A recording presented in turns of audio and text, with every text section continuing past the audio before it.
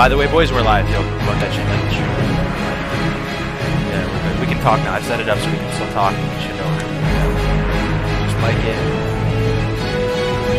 Looks sick, man. Just keep promote the shit out of it, dude. I'm calling up my fucking grandparents right now. I'm telling them, tune in, yo. Let's go. It did work. It did fucking, man. BRB, as I spastically Korean APM promote this all over the internet.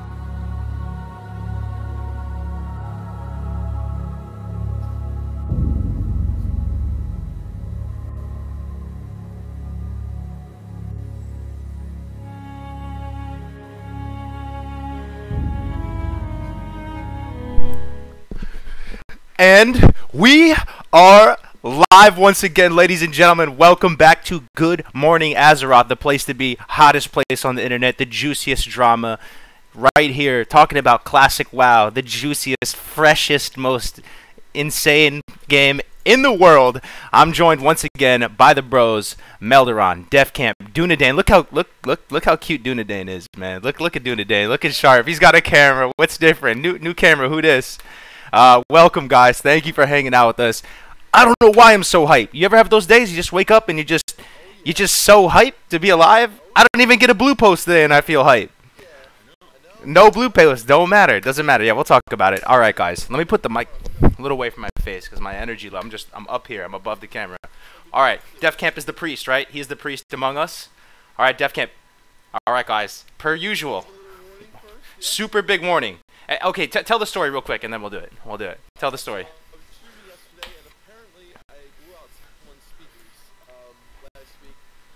Sorry about that. I am very sorry about that. I want to warn you guys today, if you're driving in your car and you are listening to headphones, you may want to just lower your sound just a bit, because we're going to go ahead with a Good Morning Azeroth! Yeah! Where's that hype, baby? He got it, dude. Apparently Defcamp was low the whole time. He was low. All right, is it better now? Oh. For us, it's pretty hot. I think it's better, dude. I think it's better. He blew out someone's car speakers, dude. Last week, he blew out someone's car speakers, and freaking all the wildlife around him died. And he just let us know. And he said, keep doing it, right? Okay, I turned you guys up to the maximum. Hopefully it works right now. You guys okay, alright. Louder than me. Is that better? Now. Can you hear him, chat? Should we give him another one? We can give one more. We can bless Should we give him another one? Can you guys hear me? You guys hear me? Dude. Alright. Yeah. Alright, ready? Alright, do it again. Just do it again. Azeroth! Hell yeah! Oh, man, it was so loud there was a delay with their camera. Holy moly, dude. Oh, yeah, dude. yes.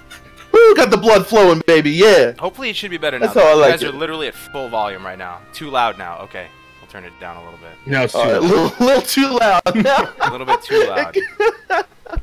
Oh, baby. Oh, baby. We're a very low quality stream here, guys. As you know, we're just chilling with the bros, drinking some Coors Light. Not sponsored by Coors Light, but tweet at Coors Light, man. Let's get some Coors Light sponsorship going on. Welcome, guys. Welcome. Another week closer. Silver bullet. Silver bullets, dude.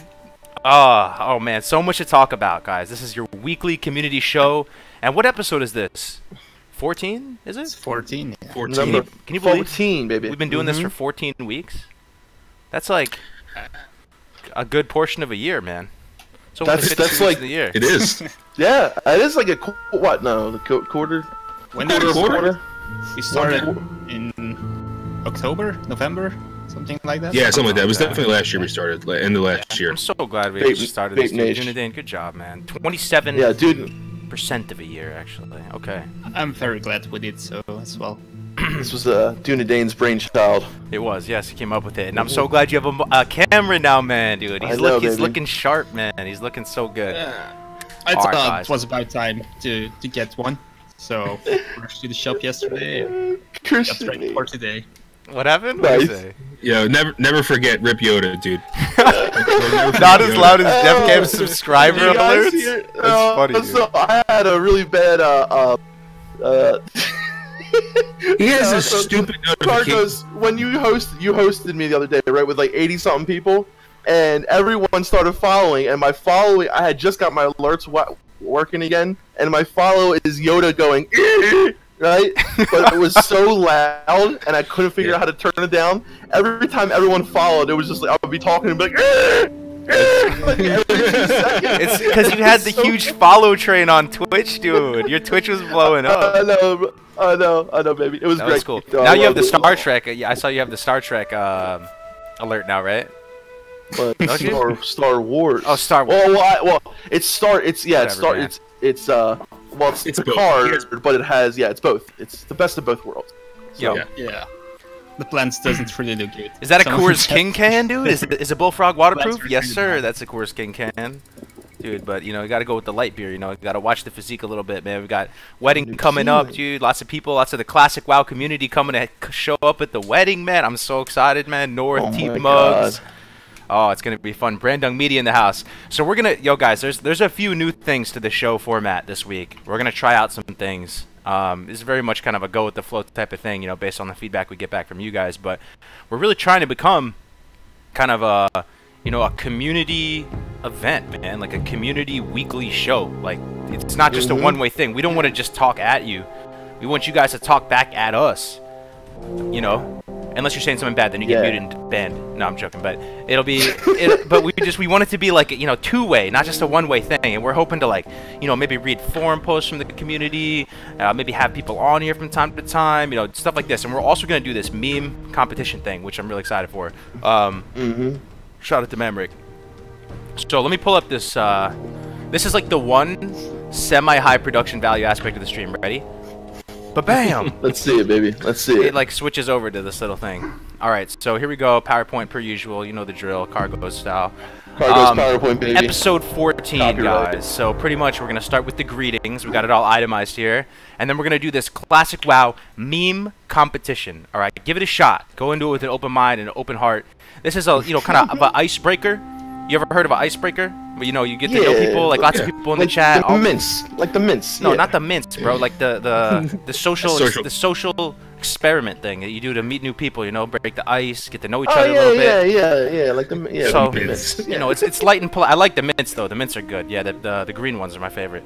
Good, a lot of calories in them though. But anyway, we're gonna do this meme competition. So pretty much this past week, we started this. Mamrick, who is our blessed lord of the blessed mod of the memes in my Discord, he was spearheading this, and people were putting in memes all week. Got a bunch of submissions, and we're basically just gonna pull up a bunch of classic WoW memes right now. You guys are gonna look at them. We're gonna look at them, and then pretty much you guys are gonna vote on which one's the best, and then they're gonna win a dope T-shirt made by Brandung Media. Music's too loud. Oh. Okay. Yeah, music's too loud. Dope T-shirt. Damn. Dope T-shirt. Yes. Dope T-shirt. Dude, why am I so hyped, dude? I can't contain it. Whoops. And not even a blue post. I think if we had a blue post, he would have blew up today, brother. Where does Cargos live? California, man. 10 a.m. is the cutoff, man. That's where it is. I won't drink before 10 a.m. 10 a.m. though, it's pretty much lunch, right? It's 5 o'clock somewhere. It's 5 o'clock somewhere. Mr. Mamrick in the house, dude. That's speaking of the devil, man. The blessed mod of the memes is in the house. Welcome, Mamrick. Good to see you, man. Good to see you. All right, so that's kind of the agenda. So let me take it down a notch, a few pegs. Guys, how are you doing? How was your week? Anything interesting to report, or what's going on? Working on new stuff. Yeah, working on some new stuff. Other than, you know, stream's been going good. Been keeping busy with something else that we're really excited about that Cargos knows about, you know, and Oh yeah. Really hyped about that as well. So all good stuff. All good stuff, baby. You want to tease at that SM video, Mildron, or no? Is it hush right now? Yeah, so I'm working on a Scarlet Monastery. Something with the Scarlet Monastery. It has something to do with the Scarlet Monastery. That's all I'll say right now. Okay. Oh, you're lagging a bit, brother. Gotta love it, Scarlet Monastery. Sorry. It has something to do with the. It has something to do with the Scarlet Monastery. That's all I'll say right now. Dude, we got a $50 dono. Who is Saint Sacred with the 50, dude? What president is on the $50 bill, dude? You guys are cultivating Lincoln? The Lincoln, dude. With you the guys Lincoln. are creating such a great community. Don't listen to me. Hold on. Camp, your vulnerability It's somebody.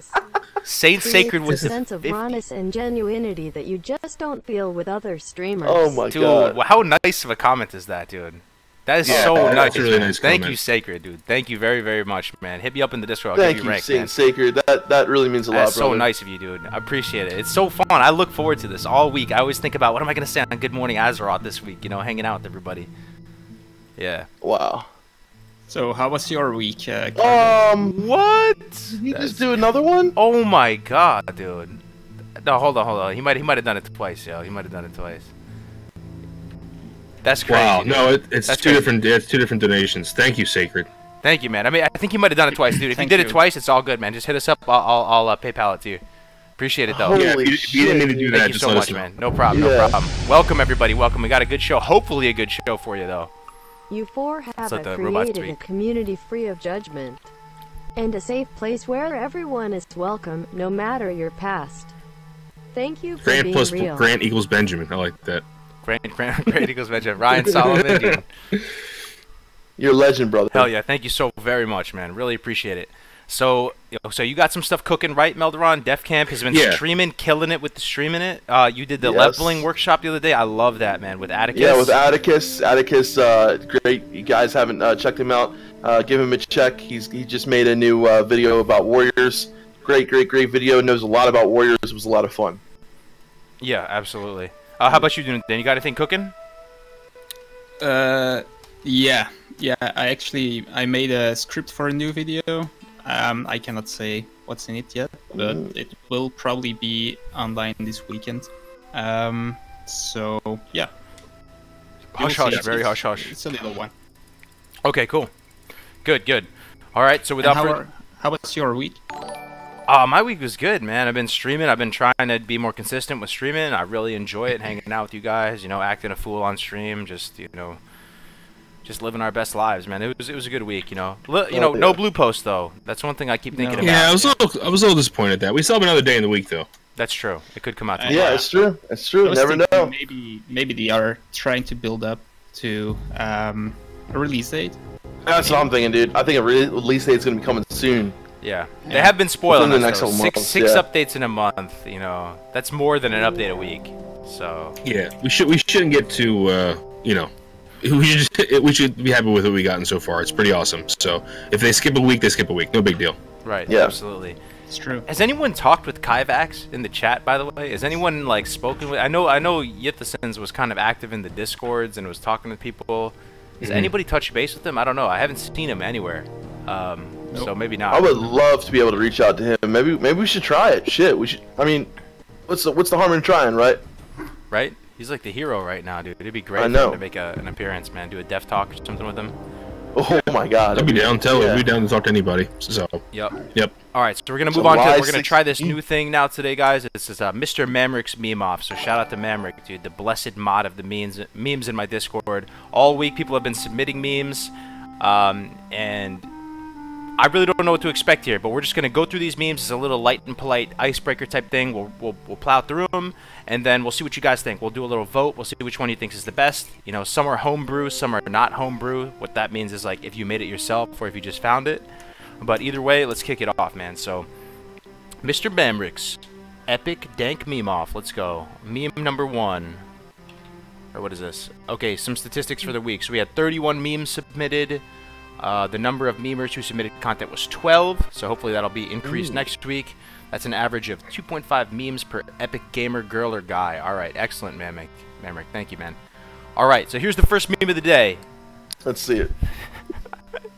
Yo, guys literally only want one thing. It's fucking disgusting. And then they post World of Warcraft logo, man. it's That's good. That's not good. bad. Very good. That's a pretty It's- good one. I like it. pretty accurate. Right? Yeah, yeah. That's true, though. You gotta get that one. Where's the one where it's like the chick looking at the dude and the dude's facing They're- away in bed? You know It's what I mean? there. Oh, Oh, it is in that. bed. In bed. Yeah. a good That's the one Yeah. that I think that would go good with that or something like that. Oh, man, that's funny, dude. All right, this is number 1 right here. Whoops, I zoomed in too much. Okay, number 2 is going to be this one. What is this? When you get to Nessingwary and there are an awful lot of skeletons on the ground, dude. I think we've all been there, man. Going to Nessingwary and it's a freaking like Kodo graveyard right there. There's so many white corpses everywhere. That's not bad. Dude. What is that meme This is from, very though? I see that all the time, dude. That little math thing. Is that like Beautiful Mind? I don't type know shit? where that's from. Like, where's the? Does anybody know the original origin of that meme? Oh, I have no idea. It's from a show, I think, right? Yeah, it's from a show. It's funny. She's got pretty this sure it's from a show. dead serious like face, like she's making some realization, and all these like freaking. I'm gonna guess it's some kind of soap opera, and it's not in English. That's my guess. Let's see. Yeah, well, It's like some Spanish soap opera. That's my guess. she looks like she might be like English. I don't know. It's Maybe funny. I don't I know. just love Yeah. the expression on the face, man. Anybody know? I think it's from one of those CSI shows, says Atticus. You know nothing. Jen's Nye Man. Is that what it is? I have no idea. All I know is I see it everywhere. Those Saturday CSI Night Live? I don't know, dude. CSI. A CSI funny. show, maybe.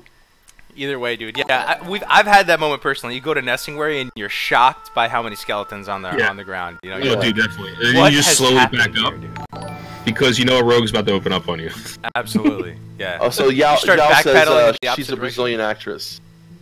Okay, I was close. Brazilian. yeah, okay, I yeah. was close. Yeah. That's funny, dude. Yeah, I don't watch TV either, man.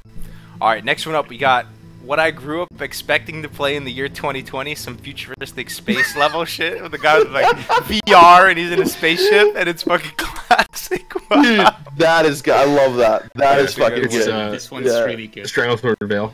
Yeah. That's funny, dude. That's a good one. Oh my god, dude. That is great, yeah. All right, next one up is what is this one? I think this is a homebrew one from Yellow Tonka, dude. This is fucking funny, man.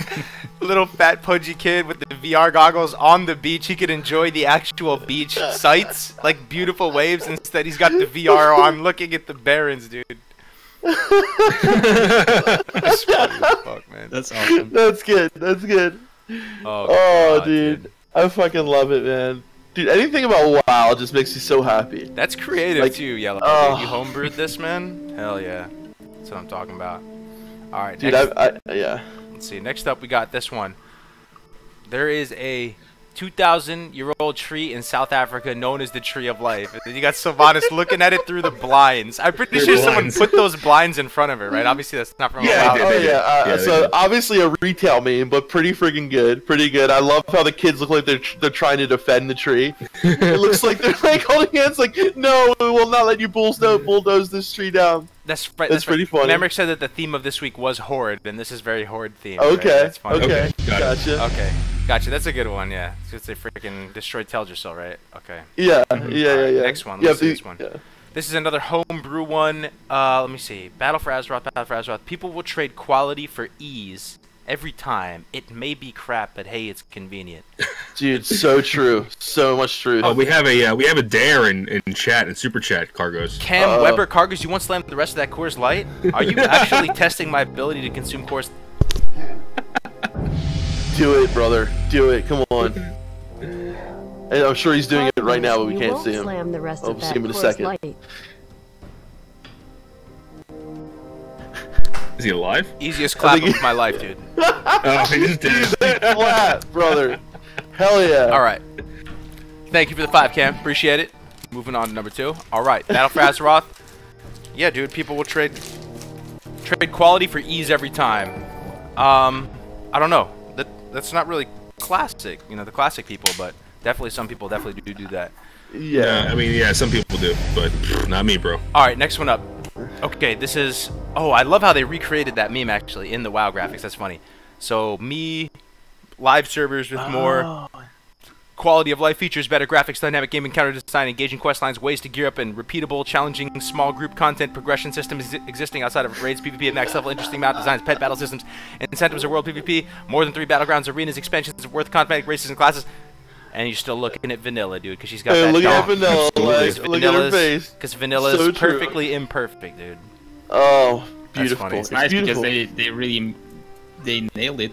Like it's almost the same, but in a World of Warcraft kind of atmosphere. Yeah, dude, that's a good one. They Yeah, recreated that. Vanelle's the hot cougar, dude. She's got experience. The hot Absolutely, cougar, baby. that's true, The hot man. cougar. That's She's true. like I don't what's her name?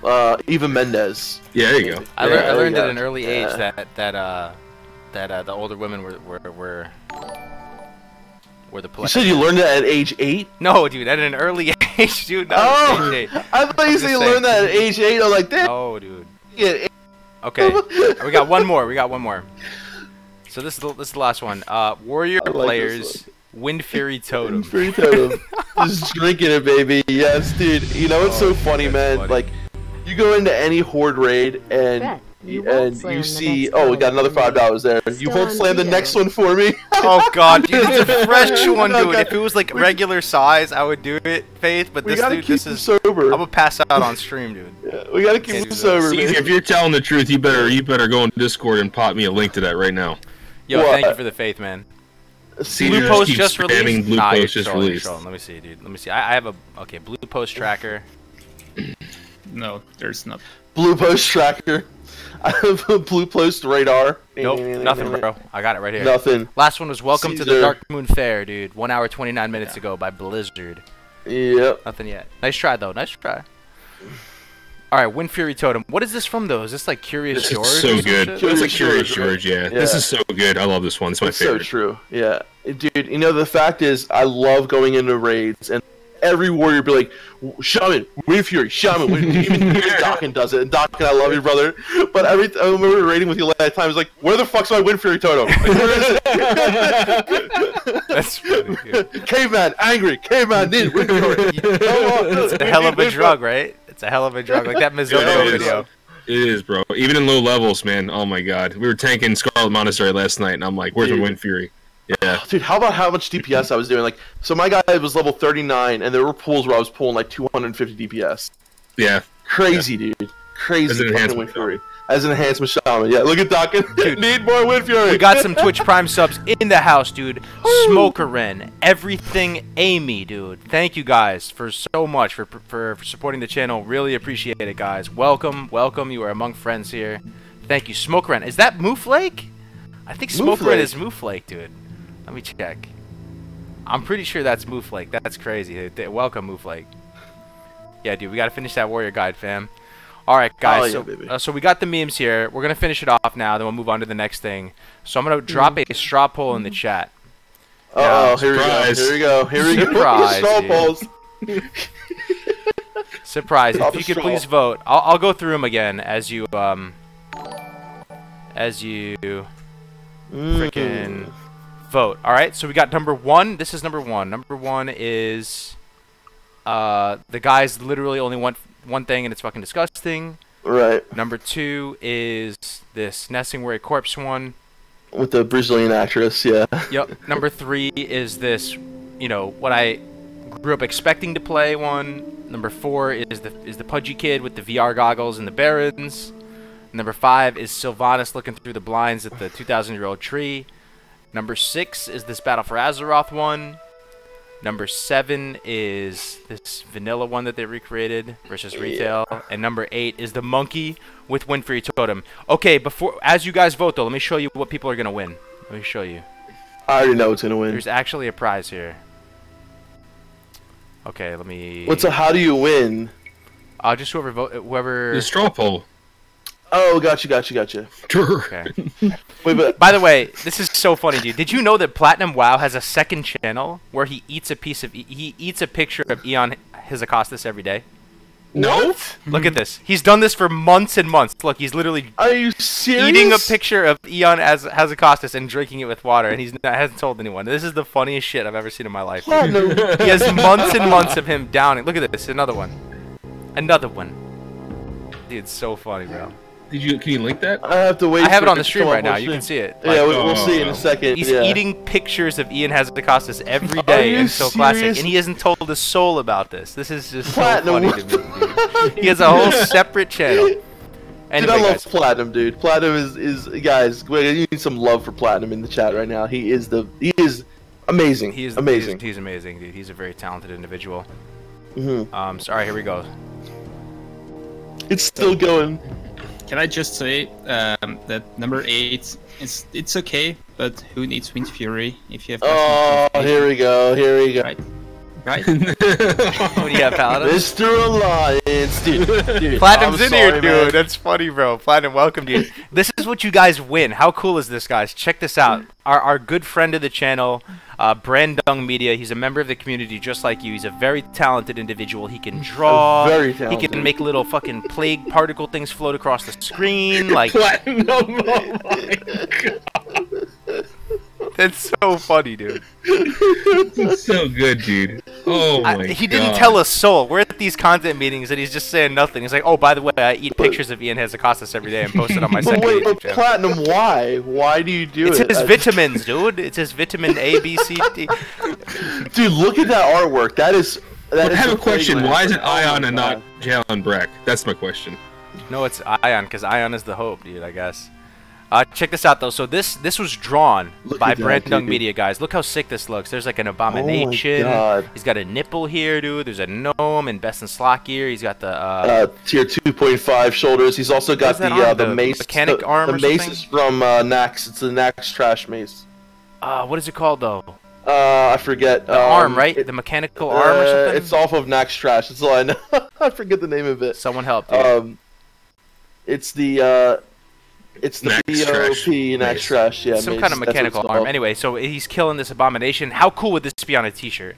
So Oh my if God, I won dude. this t-shirt, Amazing. you see how I have that thing framed up in the back? I would get one of those cases for a jersey, and I would frame this in my room. It just looks so pretty to me, man. The plague land. So hopefully he keeps going with this. Dude, I want a shirt for every. Yeah, like I want that, dude. So I'm gonna vote every for that seven. Wind Fury one at the end. I really like that one. You guys Yeah. vote too, actually. Did you see the strap poll in the chat? Yeah, I already voted. I did. Dude, I'm sorry, but it looks like we got some Horties in the chat, baby. Yeah. I love it. That's right, baby. Horties in the chat. Horty's in the chat, dude. You gotta dude. admit, Wind Fury Tone's pretty amazing. Dude, I mean, even as an Alliance player, you have to have recognition for how amazing Wind Fury is, right? I mean, come on. So number 8 won. guess. Your favorite one, Melderon. Number 8 won. So Good. let's see who made this one, dude. Maverick told me. This is my army of shamans that come and watch the streams, dude. Yep. Raven, Shamans man. Unite. Raven Even did have it, dude. someone- Raven Raven from the did it. Discord, dude. Thank you, Raven, dude. It's for the sweet meme. You win this great shirt. We're gonna send this out to you. If you guys do want, if you're interested in this and it looks really cool to you, check out Brandung Media. His site is, what is it? I think it's brandonmedia.com.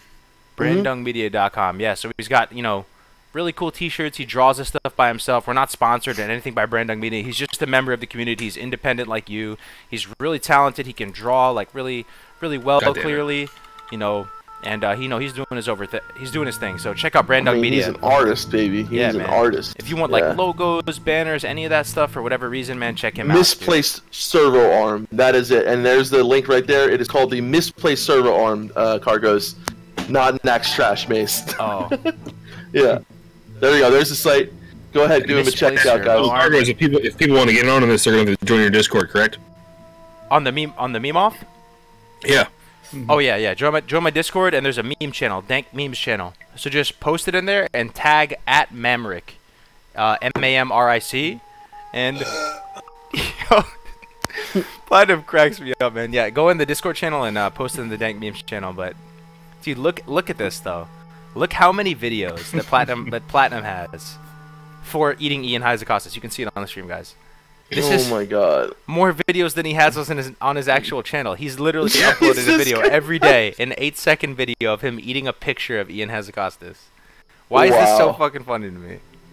It's great. It is pretty funny. It is pretty damn funny. Why though? That's the great question. He's in the chat right now. What started I this? like. Yeah, I think seriously. if he what- explains it, it's going to ruin it.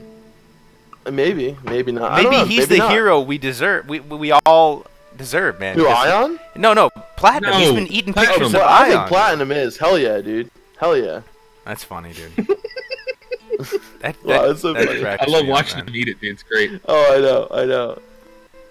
Oh my god. All right, so we're gonna go back to this. Let me see what's next up. So we did the Classic WoW meme competition as a little icebreaker, guys. Welcome to stream. Just breaking the ice. News and updates. There wasn't a blue post. Some people are spamming that there's a blue post. I have a blue tracker. It doesn't seem to be a blue post. Literally has a tracker. Yep, still nothing. Oh, he did explain it? Still nothing. So it'll be a short section right now. No news really to update. Nothing super fresh and juicy. Nope. Guys, Classic WoW is coming out in the summer of 2019. Yeah, that's pretty juicy. That's pretty pretty fucking juicy. We're a couple months Yeah. out. Yeah. Okay, one Yeah, thing I okay. brought up as a news and update. Okay, I brought this up on the stream a couple days ago. So you know how Blizzard said that we're gonna have a classic summer, right? Yeah. Okay, so to my mind, it would be disingenuous to state that unless they plan for at least a full month of summer having the game out. Because imagine if they released classic on the last day of summer, and you only have one day. That's not a classic summer. Yeah. You know. Yeah, that's They- what we were saying. They clearly before, have to yeah. get this messaging approved by, boards and all these types of people. So I feel like there's going to be at least a month of summer with Classic WoW out. So with that said, I think I really do think July is gonna be the month that we get it. Yeah. Well, that's agree. yeah, that should, because now Platinum just said it. So the reason why he's doing that is he's going to be eating a piece until Classic comes out. So they now have a reason to make it out as quick as possible. This poor young man could die if you don't bring it out. On his hands. Yes, exactly. Yeah. So if you're listening, Blizzard, get that game out as soon as you possibly can. This guy's eating paper and ink right now. We will literally use like the new best and upcoming WoW content creator on the platform right now. So do you guys want that blood on your hands? Because I don't. Yep. Get the game out, Blizzard. Yeah. Okay, so should we go into some of the juicy stuff? we could, yeah. I mean, we have we have a whole smorgasbord of stuff to talk about. We can go into the forum posts now, which are made by you guys, the community. Let's do that. Yeah. Let's do that. Okay, we'll do that. Can you link them to us too on the so we can read them? Over here? I probably could, yeah. We'll start. Let's see which one we're gonna start with. Okay. Okay, we'll start with this one. Classic is too easy for the 2019 player base. Oh. Shots Oh fired. my god, dude. Let's see if this shows up on stream. What do you guys think about this, chat? What do you think about this? I think that is bullshit. Classic WoW is too easy for the 2019 player base. I don't know. Dude, I hope that person literally thinks that and then gets his ass handed to him when he starts playing Classic, dude. I think he probably will quit the leveling process. That's how wrong he is. Notice how this guy does not say he's done any raids. He has no so he hasn't tipped his hand to any raid experience. I like to see if this guy did next. 85 human paladin with 5,075 achievement points. It's a throwaway kind of, right? What does he say? I'm not big on gameplay changes, really. I'm not, but the game is just too easy for today's standards. I really think some of these raids and instances need a serious increase in difficulty. MC is a joke, most of the tier sets are unbalanced, and a lot of seasoned players agree, but fear the toxic Classic community to speak up on this issue. Oh my god. Can I say man, dude. Let's go, dude, Dave, let's go. Yeah. Real quick, though. Let's go. Real quick. Let's There's a go. Twitch Prime. Real quick. Sorry. Go off on him. P1OZ. Subscribe to Twitch Prime. Thank you very much, man. Welcome to the channel. Welcome to the community. Thank you for that. Sorry. Go ahead. So he birds it with the wrong. How do you say? Let me start again. So what he says, it's not entirely untrue. For example, MC is a joke. I guess that's right. Most tier sets are unbalanced. That's right as well. But he gives wrong reasons for that. So he says the game is too easy. It's rather that the 1.12 version might be too easy for MC. So I guess he has a point that Blizzard should probably buff the bosses, as we said last time. But all other stuff he said is kind of nonsense, I would say. So I mean, look at it. He's talking about one raid tier too. And not only that, like, you gotta look at MC. It was the first raid of WoW, and honestly, people still stand in the fire. Like, we did that Molten Core deep dive. You'd be surprised how many people stand on the fire on Magmadar. How many people like stand in the rain of fire. People still are horrible. And the thing about like Molten Core is like, dude, if you don't know how to do the trash, like people not stacking on the on the elementals, people not doing the trash right. I've seen more people die to Molten Core trash than anything. And like someone like that who's used to running in LFR, because you know this guy who's only done LFR. He's only stepped into LFR. I mean, he literally is. If he has a main character, he's too ashamed to put it on there. He has to use his alt character. You know what I mean? So honestly, dude, my big question is where's Nax in this whole equation? Yeah, that's the thing. You can't even bring Nax into it because, like, imagine.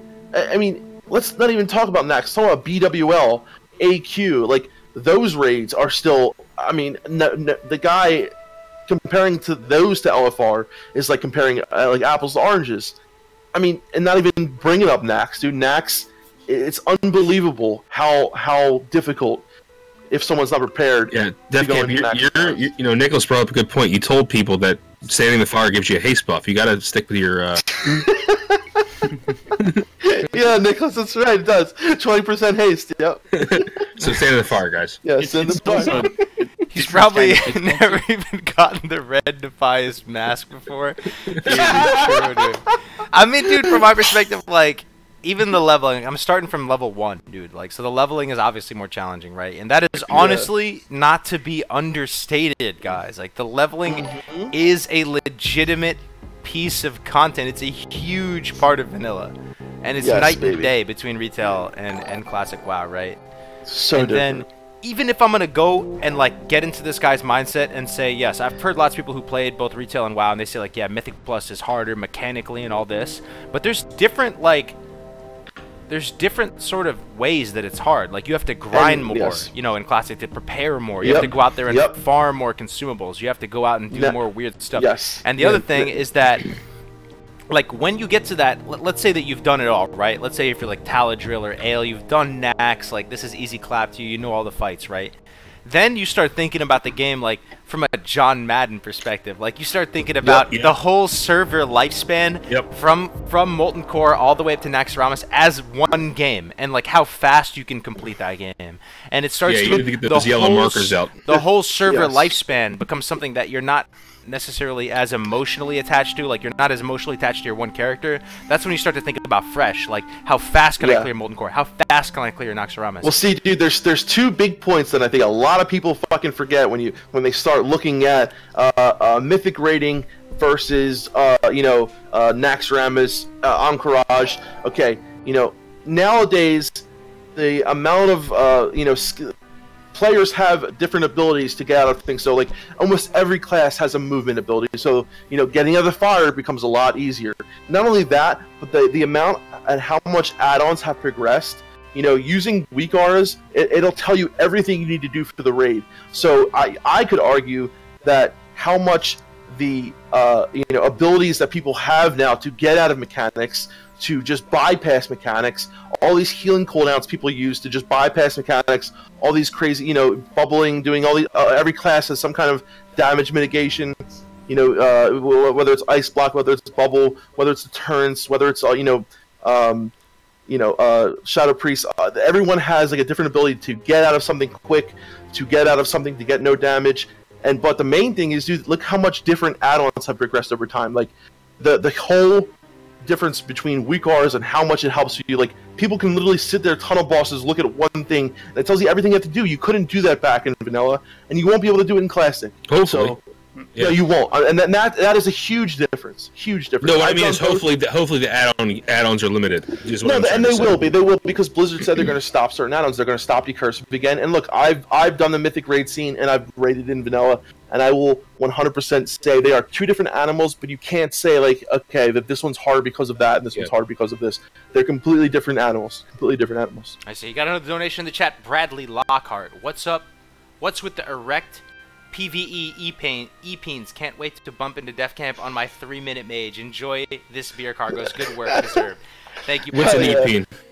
What's an E-Peen? Oh, Meldron doesn't know about memes. It's a I don't even know what phallus, dude. It's a commonly from the Greco-Roman penis. And, can't wait to bump into Def Camp. Yeah, that's on correct. my That's 3-minute correct. mage. Phallus, I got it. Phallus, Okay. Enjoy All this right. beer. 3-minute mage, baby. I'll see you on my Shadow Priest. Let's go. Dude, thank you Let's for the go. €5, Bradley. Thank you, man. One thing I'm gonna say, right? Okay, let me first hear what Dunedain has to say. Yeah, I'll just put Grounding Totem down and then you're done. Dunedain is gonna drop some wisdom. I feel, dude. I feel like Dunedain is the wisest of us all, man. Dunedain, what's going on? What's going through your head, man? Going through my head, there are two things. First of all, I think comparing Classic with Retail, it's not possible. It's not possible to say if one of them is easier because they're entirely different. So Retail is difficult in that you have to do the perfect rotation. The bosses are probably more difficult, but Classic is difficult in that you have to do a lot more preparation. You have the longer leveling process. You have 40 men in the raid, so it's an entirely different game, and that's the first thing. But on the other, you go on. No, you go ahead. You finish your thought. The other thing was the point I started with, where I still think it might be too easy to start with MC with the 1.12 balance, the 1.12 talents. The probably buffed items we will get. I think we will get some buffed itemization. I don't think we will get the earliest itemization. Mm-hmm. So my question would be, do you think that they should buff MC. Should they do it, or should they leave it as it is? I'll go with this right here. I personally think okay, now looking at MC in the eyes of 16 debuff slots, right, is different, right? Because a big thing for me that I wanted to see was an 8 debuff slot MC, which would have made it more difficult. But I understand it would bring less classes. You know, you wouldn't be able to bring Shadow Priest, this, that, and the other. But the fact is, I think the fact alone that so many people haven't done these raids in so long, yeah, maybe the minority of people who've done private servers will get through it. You know, I'm sure our guild will get through it pretty easily. But I think there's going to be people, like we were going through our MC deep dive, you know, a lot of people get stuck on Gar, dude. Like, Gar is a pretty difficult Those boss. warlocks, man. And that's the thing, if you don't have the warlocks, it's like one of the first bosses in MC that you have to really strategize. You know, you have to sit there. Like, a lot of the bosses before that, they're pretty easy, tank and spec, and even Shazra. Shazra has that crazy AoE damage. It's really hard for a lot of melee. But Gar, Shaz, and Rag alone, I think will stop a lot of those casual guilds, and they'll have to progress through it. And the great thing about this as well is we're going to see, hopefully if things were the way in Classic, a lot less world buffs, right? So a lot less world buffs means a lot more time spent on progression, I think. You know, even though Gar just totally negates buffs as well, you're going to see people spending a little bit more time to get into these bosses. And I think, like I said, Gar, Shazra, and Rag are going to stop a good amount of the casual player base. I agree, and the most important thing we're missing here is that all four of us, everyone in this chat, everyone who watches YouTube content, everyone who's on Twitch, we are the minority come Classic launch, guys. 100%. Amen. 100%. Hell yeah. The large portion of the player base are going to be people who've never played before, people who are checking it out, people who are coming who started sometime in retail and wants to see what this is all about. Those people will have a hard time in the raid progression.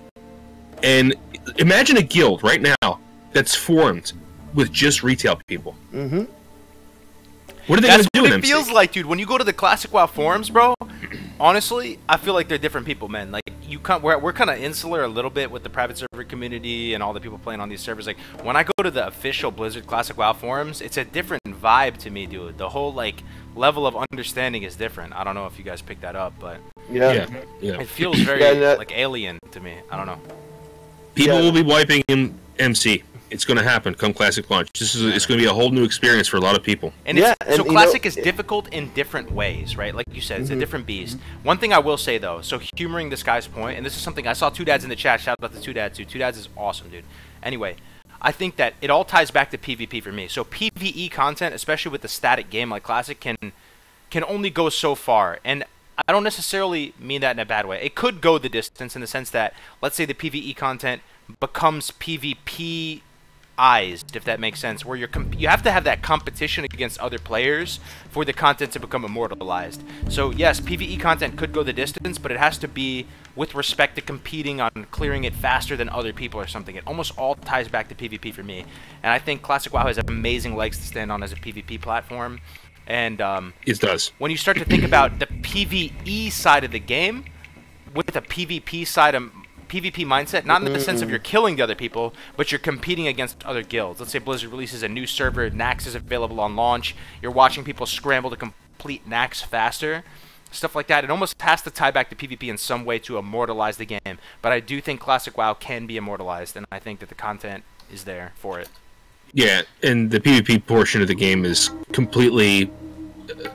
It's so immersive compared to PvP today, and I think that, you know, people will start to realize, and people, you know, I think that squashed pretty quickly early on, was that Classic PvP is a joke, and then like people, or like, have you ever tried it? Have you ever went into the engineering rabbit hole? Have you ever all these things? Watch Executus and Perplexity Duel. Like, dude, it's OG Haptics. Yeah, OG Haptics. Oh my god, yeah. OG is one of the most underrated and underviewed channels on YouTube. If you don't know who he is, definitely check his content. OG Haptics is Milksteak Lol. Milksteak's the man too, oh my god, dude. Pat plays Ellie Shaman so well. It's you know, and what I really want to say too is a lot of these people. We got a new member. Cargos, Bradley Lockhart.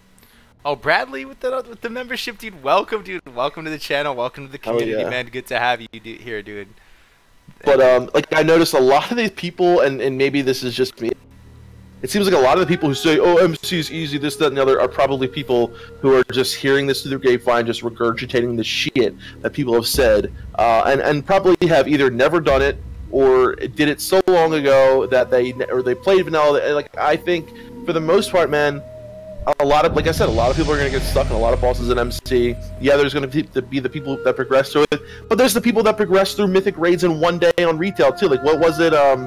Tomb of Sargeras, you know, when it came out, was progressed like over a weekend. I mean, you know, there are always going to be guilds that will go. What percentage of players are going to hit 60? If you're a retail, we're talking about retail players. Like, what percentage of BFA players? Of retail players? What percentage of the new gen people? Not the people in the chat right now. I feel like a lot of people in the chat right now, we're all part of like in the same boat.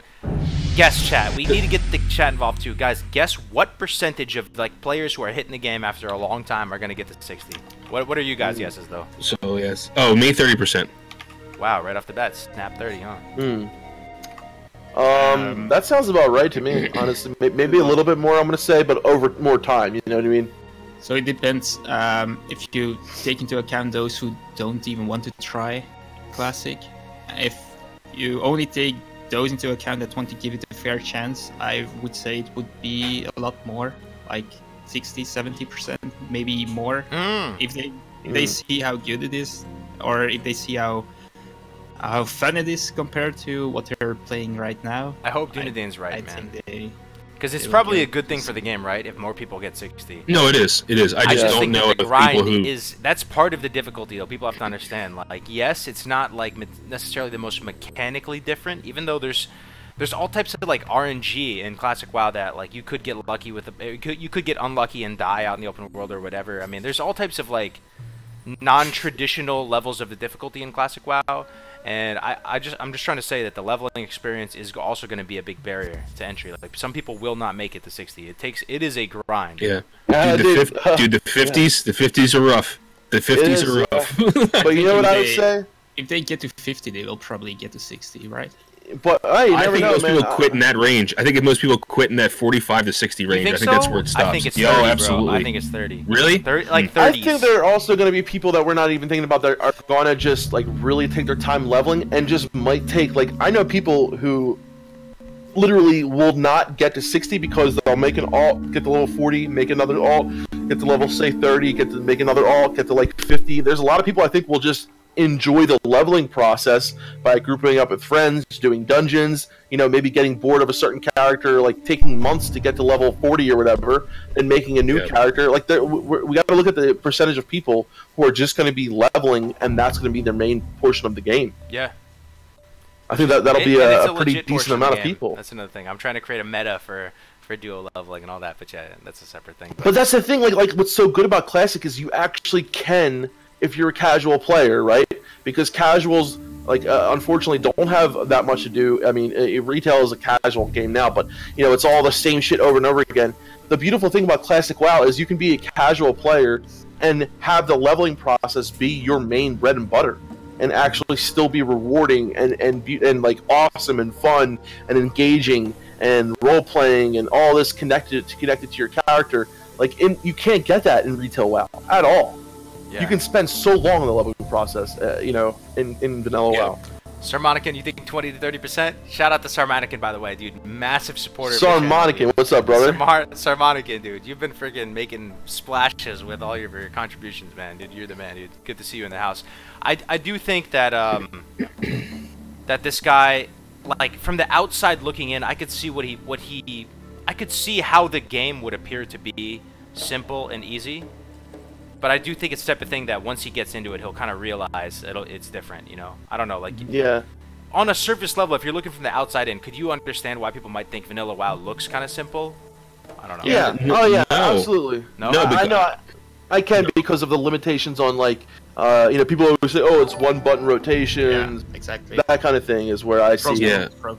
I try not to make judgment calls on stuff I haven't done. I mean, that's just the way I kind of live my life, you know what I mean? You're a scientist. You're next level. Yeah. You got the wisdom. I guess. I mean, I'm just the kind of person where someone's like... Even with people, right? If someone's like, oh, that guy's an asshole, I'm not going to just say he is until I actually experience that, right? It's just the kind of way I live, you know? I mean, like, you can't judge things unless you've actually done them. It's like, these stories that come out in the media where it's like, this cop beat this guy up. Well, did they show that guy like ran over the cop's partner?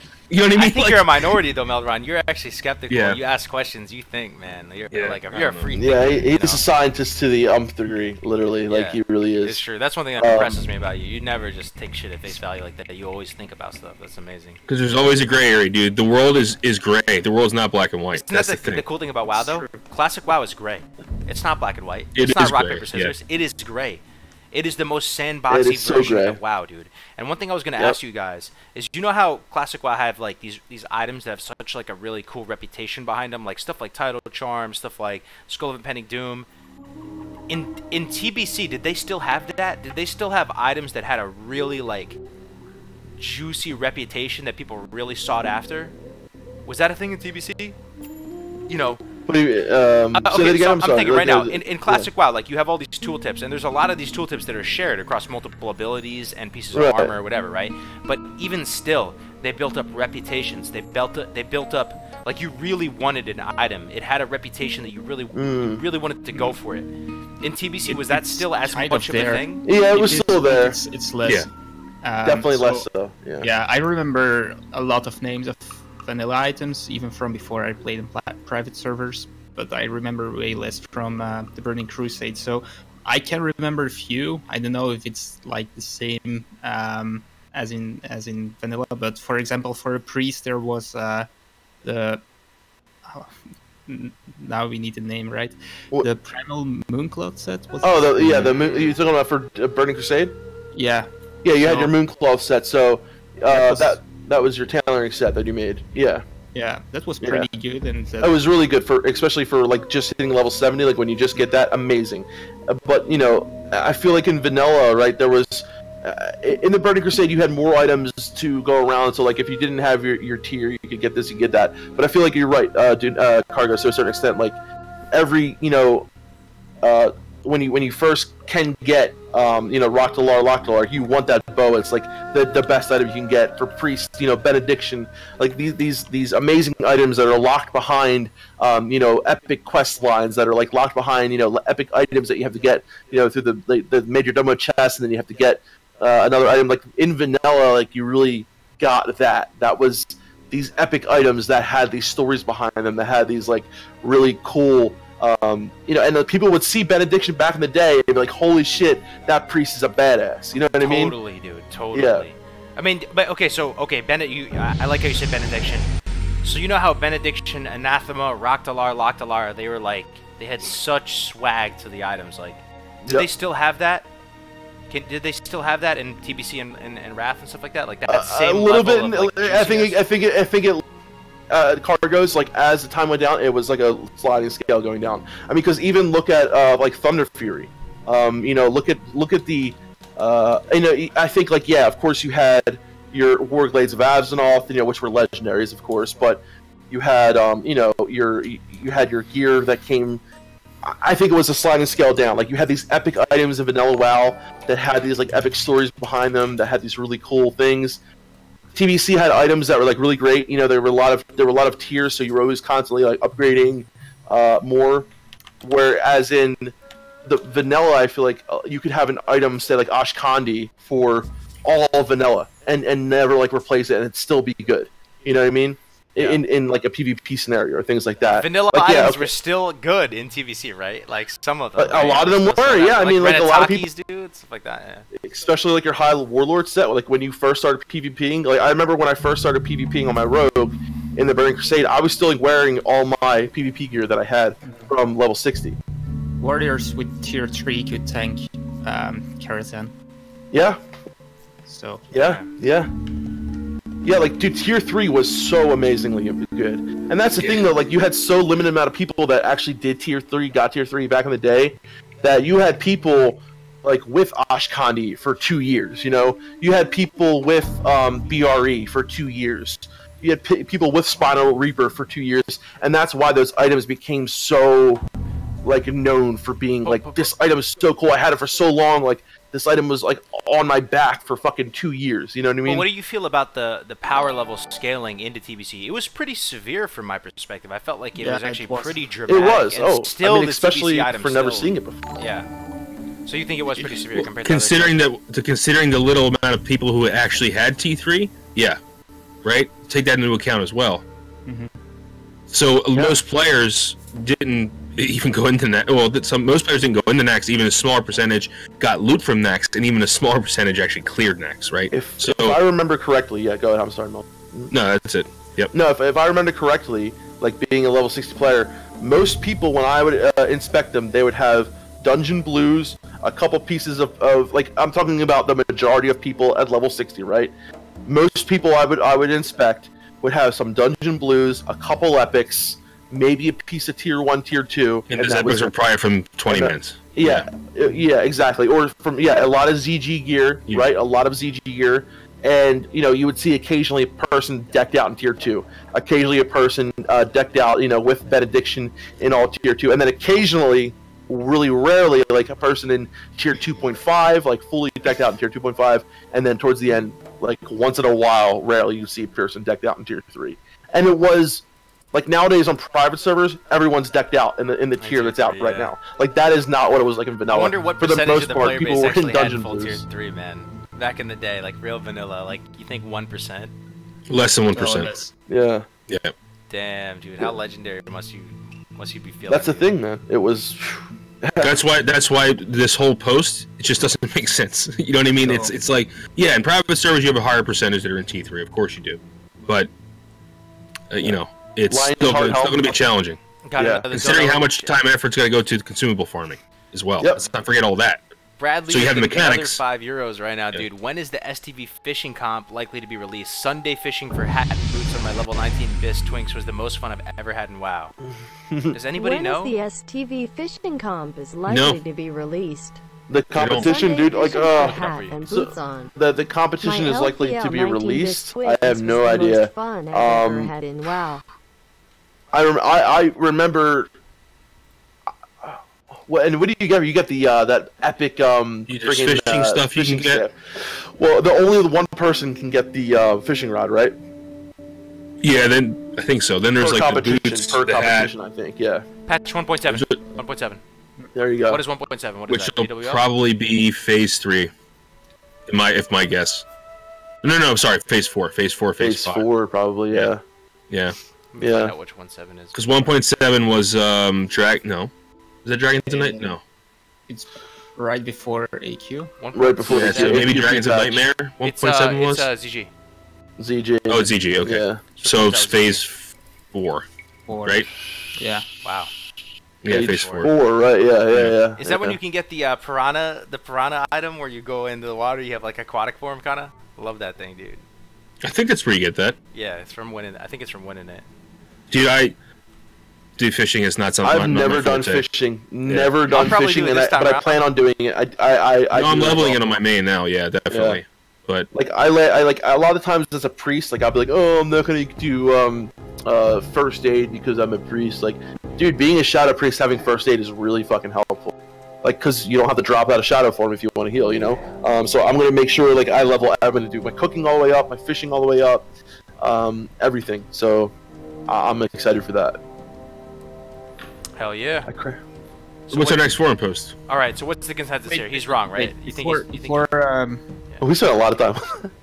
Sorry? What? No, I just said we're still in that same forum post. Yeah, but before we switch, I just want to know yes or no on buffing MC.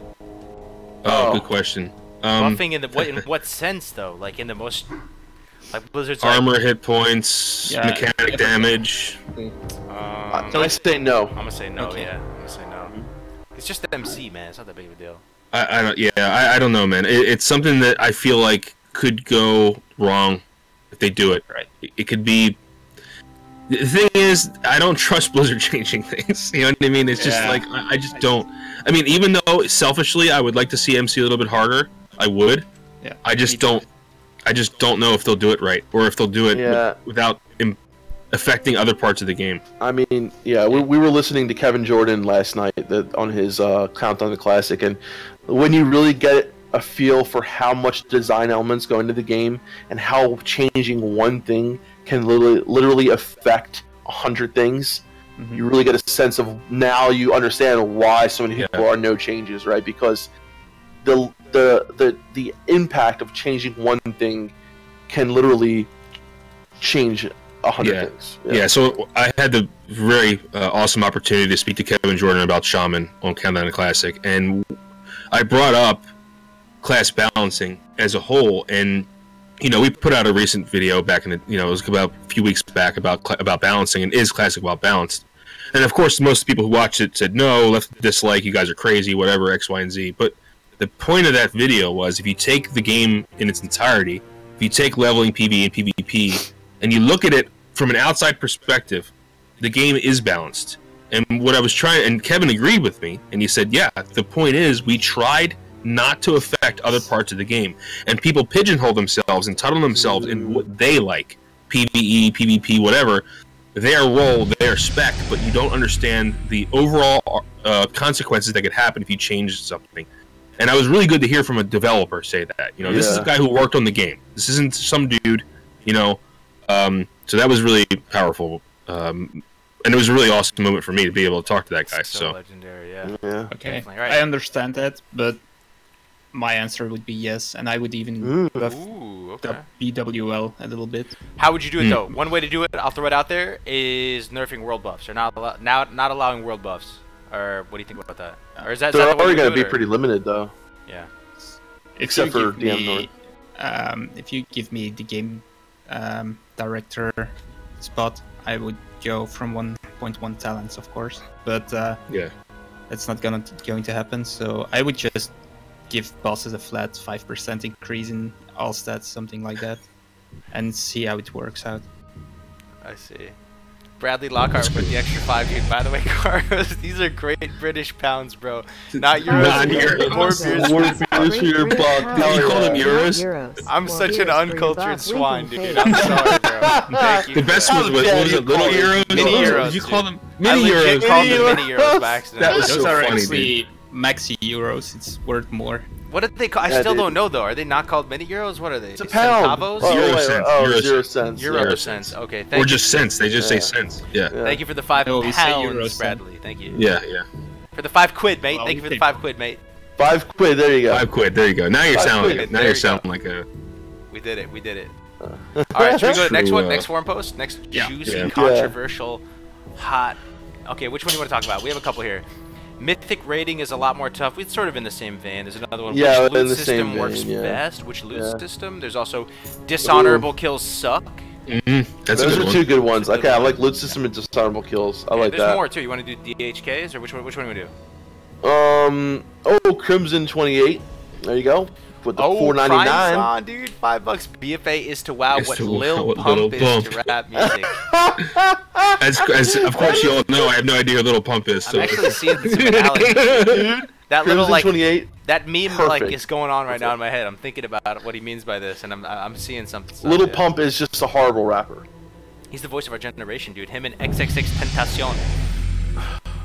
That's funny, dude. Thanks for That's the good. 5 Crimson. BFA is Crimson, to that WoW is Who's Little Lil Pump? You Pump's gotta explain this to rap me. Music. He's a little pump chump. He is He's a one-pump chump. He's the voice of our generation. He's a highly talented wordsmith. He's just quite a legend. No, I'm assuming. He's like a new, basically. Yeah. Okay. Let's just put it like that. All right. So dishonorable kills, or there's also another one. Blizzard. I'm disappointed and frustrated. This is a long ass post. Here we go. Okay, loot system or DHKs? Can do both. Let's start. Another donation. Yeah. Damn, you guys are keeping it rolling, man. Carl Buy a Bishop. Cav Scout Buy shirt. a Cav Scout shirt. I mean, I would feel bad wearing a Cav Scout shirt, bro. That's not my MOS. I'd be disrespecting the Cav Scouts out there. But shout out to you, man. Salute to you. 14 years Cav Scout, dude. Who would have that? Damn. Good for you, bro. Thanks for your service. All right, dude. No one's gonna do it, so let's just do it then. Let's start with dishonorable kills. Let's start. All right. Can you link it in Discord? Buy a Cav Scout sure. shirt. Yeah, it's right here. So this guy says, Swifty PvP fan lol. Alright. What the fuck if I want to pillage a town in the name of blood and agony? Why can't I do that? Why agony? I was say Blood Thunder. He's a DK. Who knows? If I want to pillage a town in the name of blood and agony, why can't I do that? I gotta kill everyone except that level 12 bread vendor because Blizzard decided he's unkillable, or I lose all my progress to my PvP trinket. What the fuck, man? What do you guys think about dishonorables? DHKs are a very mixed thing for me because I understand why Blizzard did it, but I also hate them. But I also appreciate it occasionally when I'm leveling, and then the people don't kill my quest giver because they know it's a DHK. Yeah, it's all about perspective. It's all about perspective. Absolutely, Meldron. Greatly said. Like, it is all about what level's your character? You know, like, and the thing is, like, you go in the South Shore to, like, just F shit up, right? And you, like, your totem hits him, and you're like, son of a... And then, like, you know, which and then he dies somehow. You know, so it's, you know, it... But then you're leveling, and you're like, oh, my quest giver's not dead. Or whatever, you know? It's a tough one, dude. It's a tough one. It is kind of hand-holdy, like I said, someone said it. I mean, yeah, it is hand-holdy, but I don't know, man. Honestly, you get people who just don't give a fuck anyway and just kill them. Like, it happens. Yeah, they do. Yeah. Yeah, people like, you know, I saw someone who had so much honor, just like he was like, oh, I got a DHK, but it matters more, right? The higher rank you are, right? So, like, if you're a lower rank and you get a DHK, it's not as big as a deal if you get a DHK and you're rank 13 or rank 12. Rank 11, whatever. You know what I mean? Going to hit rank 13. So, yeah, I don't like them. I mean, I wish they could figure out another way to get out that design flaw. Kills. If you don't know what DHK is. Yeah. So DHK is not a death. It's not a death hoser knight. It's your death hoser knight. They're actually dishonorable kills. So. Yeah. Basically, guys, you know, if you don't know, there'll be people in the town, such as quest givers and stuff like that, and if you kill them, it's considered a dishonorable kill, and it could be a huge detriment to your progress while ranking in vanilla. So, yeah, especially the higher rank you are, the more punishment you kind of get for it. If they remove DHKs, would it be no changes? No. If they remove DHKs, it will not be no change. It would still be no changes because there was a point where DHKs did not exist. That's true. That's what I'm saying. True. That's what I'm getting at right now. They could remove it, and it would still sort of be no changes. So the one thing that bothers me about DHKs is it disincentivizes world PvP, like raiding on capitals and stuff. Like people that are ranked, they have to be very sensitive towards DHK. They have to be very sensitive towards dishonorable kills because they could ruin their whole you know, bracket or whatever it's called. You know what I mean? Like, I remember when we went to go kill Bolvar like every day, and you know, don't kill that person right there. You know, he's a DHK, like, and you got to be really careful with, you know, and if you're in a raid group and one person kills him or one person kills him, you're screwed. Like, so one person, which is weird. I never understood that. Maybe they should change that. Yo, Rubik said something interesting, dude. No DHK weekends. They'd do like weekends to try it out where there'd be no DHKs and you just clap every like bread vendor across the land and nobody can quest and everything. Honestly, I think they should just pull up their big boy pants and say, you know what, guys? No DHKs in Classic. That would be pretty cool. Yeah. What do you think, Dane? As long as the balance between Horde and Lions is there, it should be fine.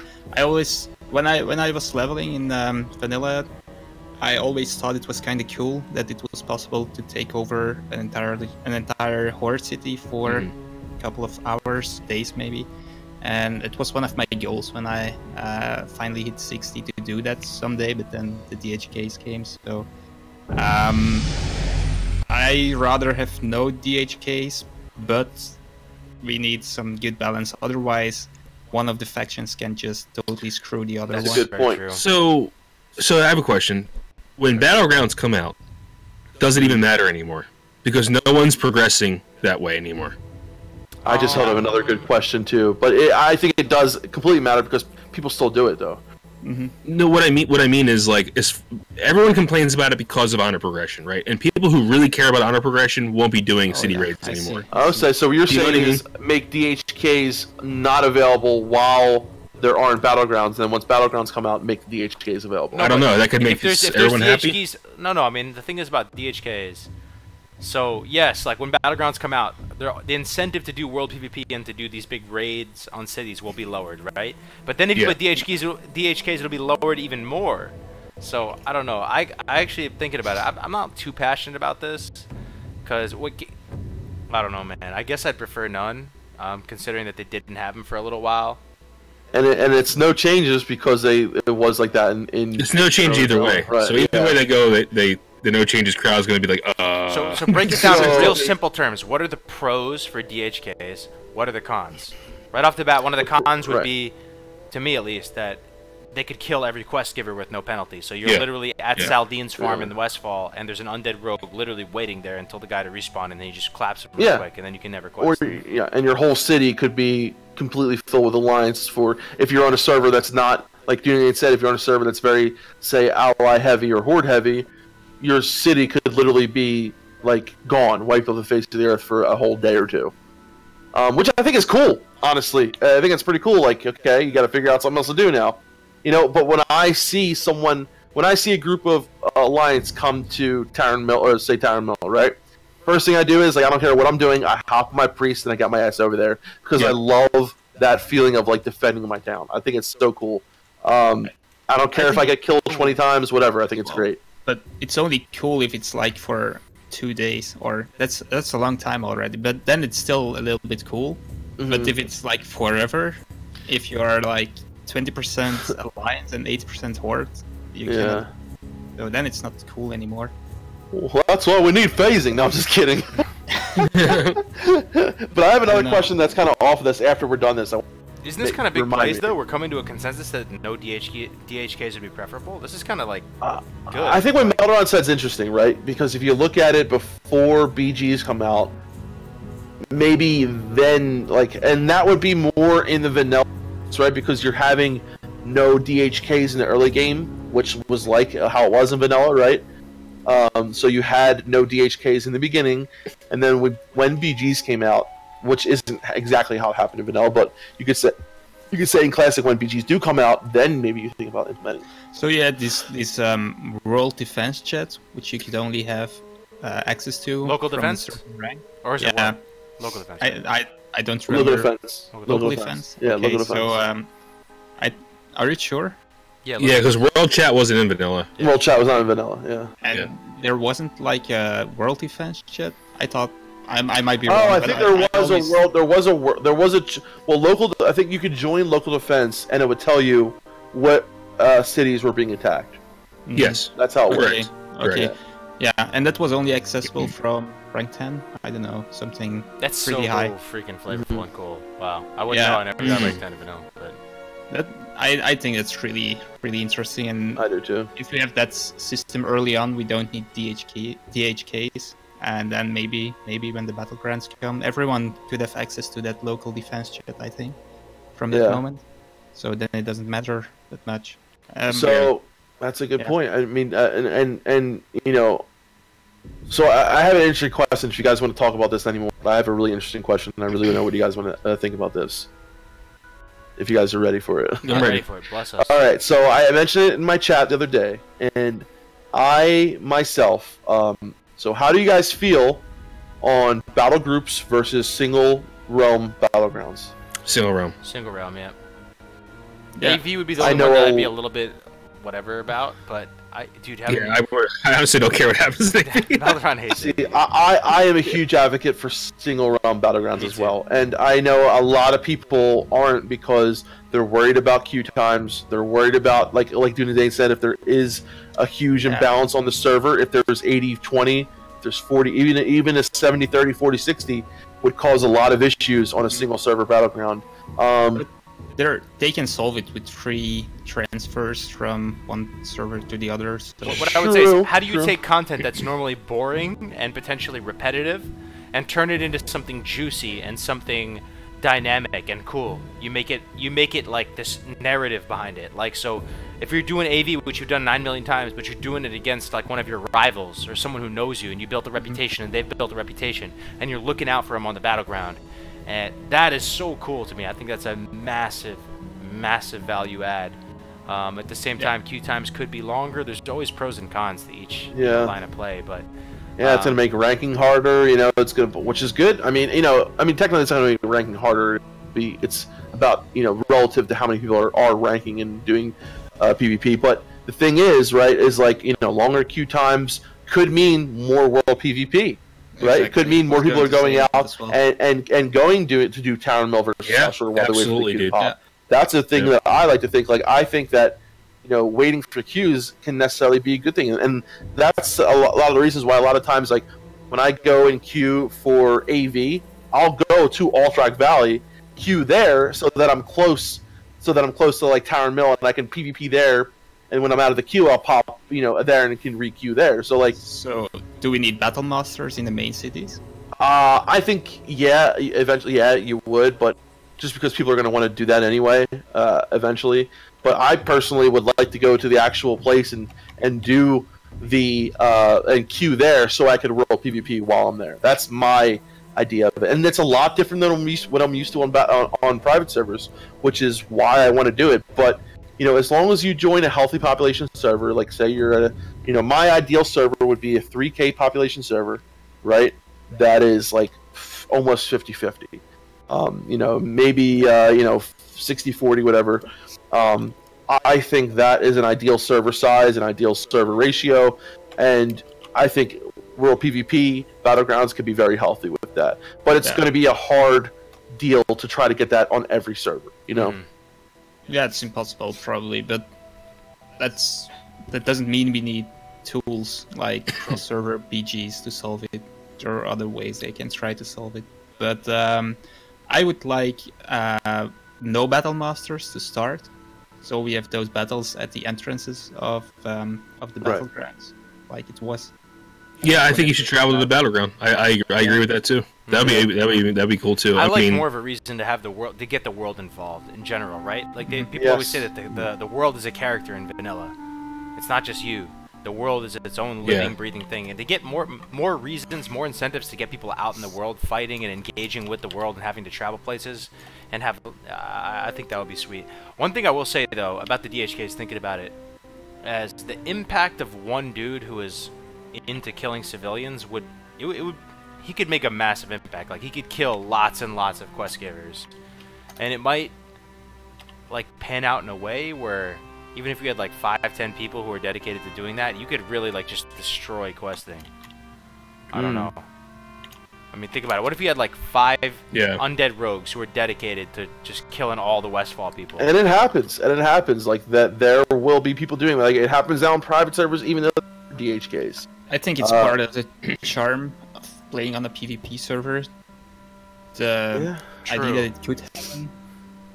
But and you know what? Yeah, you're right. There must always be a way to combat it. So if there's no way, that's not true, good. Dunadan. It does. I like that because it makes the advantages and disadvantages of going normal or PvP more clear too, right? They have a recourse. Yeah. They can always just go re-roll on another PvE server. Very true. Yeah, very when you true. say that makes a lot of sense to me. Mm-hmm. That's why I like the idea. Like, if you choose a PvP server, you know what you're getting into. You're getting into a world that is at war with each other, right? Where anything could happen. Your city could be taken over. Your quest givers can be killed. You might have to go out and grind for a couple hours.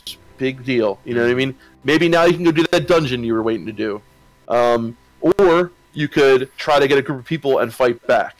Because guess what? The cool thing about Vanilla WoW is 20 level 28s can kill a level 60. True. Oh, absolutely. It's fucking awesome, and it's amazing, and it's so much fun. Dude, when 3 level 40s are gonna annihilate 60. But the thing is, like, how I remember being on my rogue, my gnome rogue, I think, or my dwarf. I'm sorry, God, gnome rogue. Cargos. I was thinking about you. I was on my dwarf rogue, or it was one of my characters, and I was leveling up, and they came to the city, a hunter. A level 60 hunter and a level 50-ish paladin. And the city, it took a little while, but we all banded together and killed them and camped them. We as level 25s, 26s, camped a level 60 and a level 50.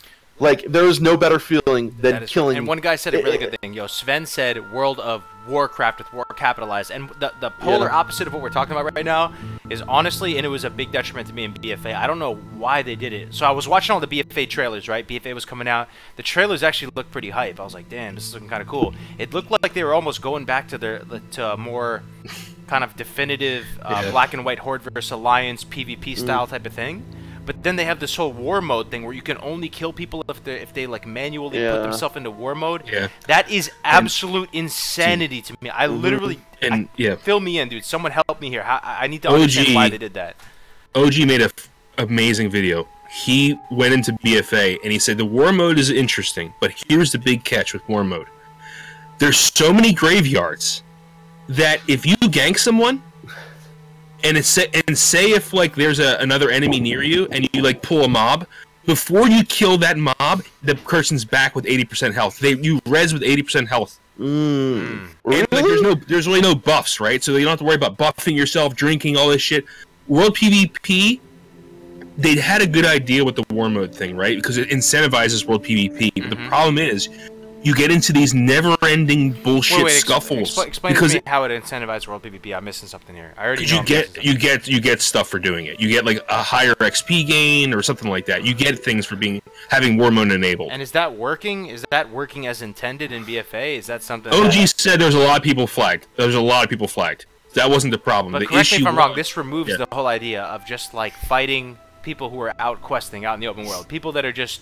That's part of the flavor of a World of Warcraft. No.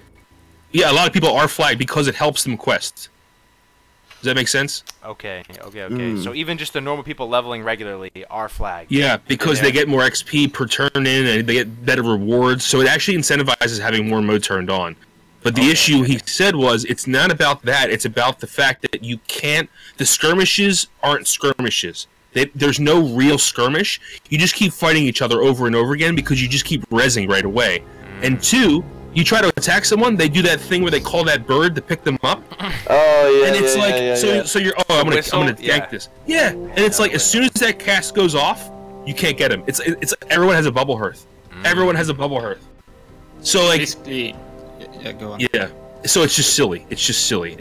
They tried to incentivize world PvP, but in the end, the quality of life issues just destroyed it again. Okay, so I guess this is everything where, I misunderstood it, so I'm definitely going to just say that. I misunderstood it, but one thing is, like, I think there's a certain element of immersion that gets killed when people have to manually turn that on, though. Oh, I agree. Yeah. I agree. It makes it feel like less of a world. Like, right now, in the real world, someone could come into my house and try and do a home invasion right now. Like, that could happen right now. I don't have to flag myself for it. Like, I'm just saying, this is like, this is stuff that happens in the real world, you know? So, like, you can't get me wrong, not flagged. Yeah. Sorry, bro. I didn't flag myself for a home invasion, dude. You can't come in, man. Like, I'm just saying, like, that's the real world. Like, people are capable of doing anything at any time, and that's the immersion is there for me. So when you have to, like, manually toggle it on, it feels very strange to me. I don't know. Yeah. Maybe I'm alone. And basically what happened is that the faction that has highest population always has it turned on, and the other faction always has it turned off. But does it matter because of sharding, though? And because of, like, no servers? Yeah. Because, wait a minute, though, but there's no such thing as PvE and PvP servers anymore, right? But there are RP servers, right? So, and RP servers, do they have that function as well? Yeah, apparently RP PvP, you can't. So I didn't understand this. Apparently there is no war mode in those servers or something. Right, because it's only one server, so it would be really imbalanced. I'm sorry. There still is war mode, but there's no sharding. So your RP PvP server is all you see. I didn't know that until recently. Yep. So why shouldn't you play on that one? I would if I ever play retail again, I'm going right to an RP PvP server. Yeah. Absolutely. Like that's. No, the don't know what another $5 or 5 year. 5 quid. Is that quid? Yeah. Is that mini euros? Is that euros? Is that pesos, dude? Is this? Those euros and E. Euros and E. Okay. I'm pretty sure you're okay. Thank you. Let's let the robot talk. Played from the end of BC. I have been prepping for vanilla, and damn, is good that feels you. So yeah, anyway, I mean, I think war mode would be great. So hyped, guys. If they didn't have these quality of life issues that. Just make it stupid again. I mean, I agree, Cargos. Turning on and off is stupid. I agree. It kills a little bit of the immersion. Thank you for the 5 quid, though, mate. Thank you for the 5 quid. I appreciate it. Yeah, mate. Thank you, mate. Appreciate it. Scrumpy Joe in the house, dude. What's your address, dude? DM me on Discord, man. I'll give it to you. Write me a letter. You careful with that, Cargos. You don't want to do a PO box, but so anyway, like I think it's so amazing though because I love how unique vanilla PvP is and how beautiful it is. Like, and the fact is, you know, I think a lot of these good reasons to have, like we said, with the HK thing is still kind of up in the air with a lot of people. But I think, you know, maybe do what Melderon said, have that in the beginning and then change. But my thing is, man, I really want one single battleground per server, like one, no battle groups is what I'm trying to say, because you know when the stars align, you know, a lot this equal that and the other. But the thing is, man, it'll promote world PvP. It'll promote, you know, yeah, you might have to wait a little bit longer. And the thing about Classic is, it's not, everything's not fast paced. You know what I mean? Like, you might have to wait, but that's time that you can. When you're waiting for your queue, you could be out farming. When you're waiting for your queue, you could be out farming, you know, killing people in world PvP. So I look at it like that. You know what I mean?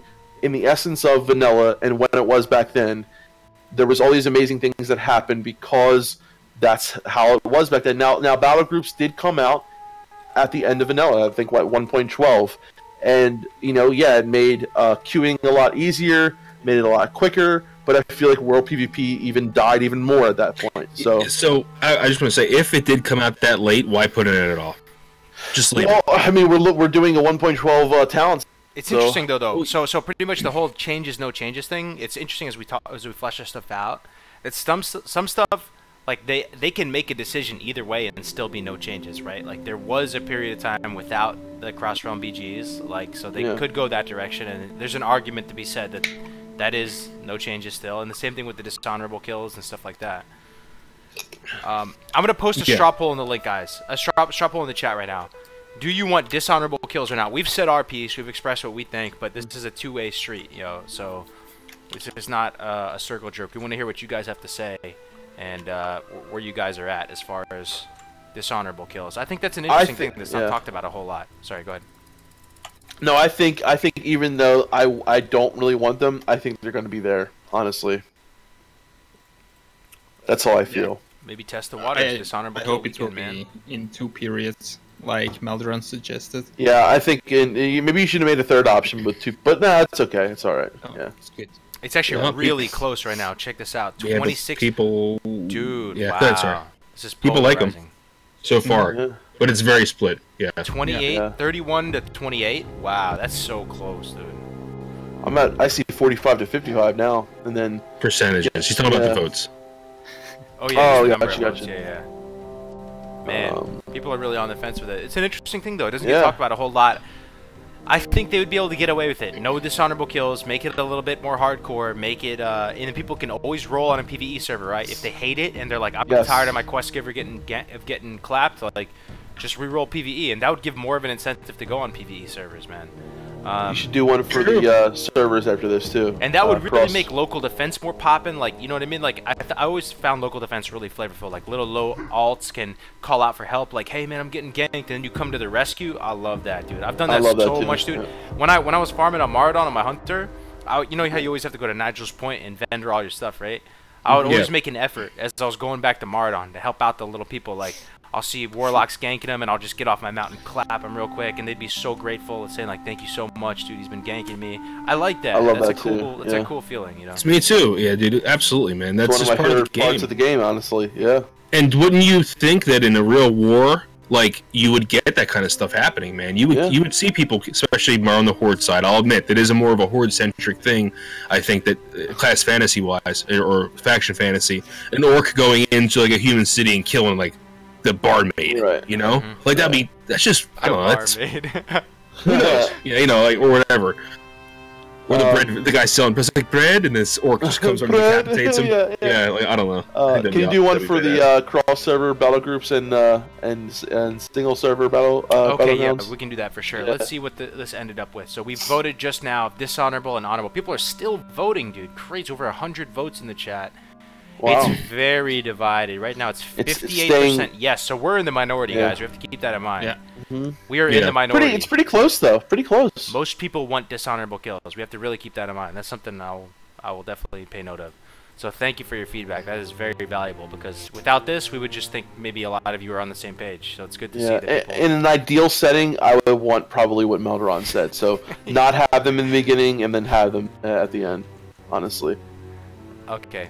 Yeah, I wouldn't mind not having them ever, but I would really like what Melderon said as well. All right, bear with us, guys. Just bear with. We really appreciate your engagement. We're gonna do one more straw poll on cross-realm battlegrounds, yes or no. So if you could be so kind. So I'm really interested, Yes. if you want cross-realm battlefields, they would hit yes, right? Right. So let me again, guys. Cross-realm battlegrounds didn't come till patch 1.12. Before that, it was one server for every battleground, so you would see people all the time on the same server, and in my opinion, it promoted more of that server pride and faction pride, and made world PvP better. But again, you could have quicker times with the battle groups as well. So really interested in what you guys think. Right. So Noah's winning out right now. Could you do like partial cross realm with only some BGs? I feel like it's an all or none type of deal. I don't know. Like, could you do just AV cross realm, then Warsong? It's possible. You could, because it requires 40 people. That could be a thing where AV requires the most. That's not a bad idea, Cargos. That's really not a bad idea. Yeah. I would be on board for that. I would be on board for only letting cross. Anything to make AV go faster. Yeah, honestly, I would guys actually be on board for that. Yeah. Even though, I don't know, because I mean, it would be awesome though having 40 people from your faction on each side. It would. Yeah. It would be cool. You'd recognizing a lot of names and stuff, and I really do appreciate DKs are the final nail on the coffin for PvP. What? Lost you for a second. Lost your Cargos. DKs, no one will leave the main cities. Stop talking. We just got a donation, that's why I stopped. John Kevin with the $5, dude. DKs are the final nail in the coffin for PvP. If you have BGs and DKs, no one will leave the main cities. Thank you for the 5, man. That's what I'm saying, dude. I honestly like no DKs.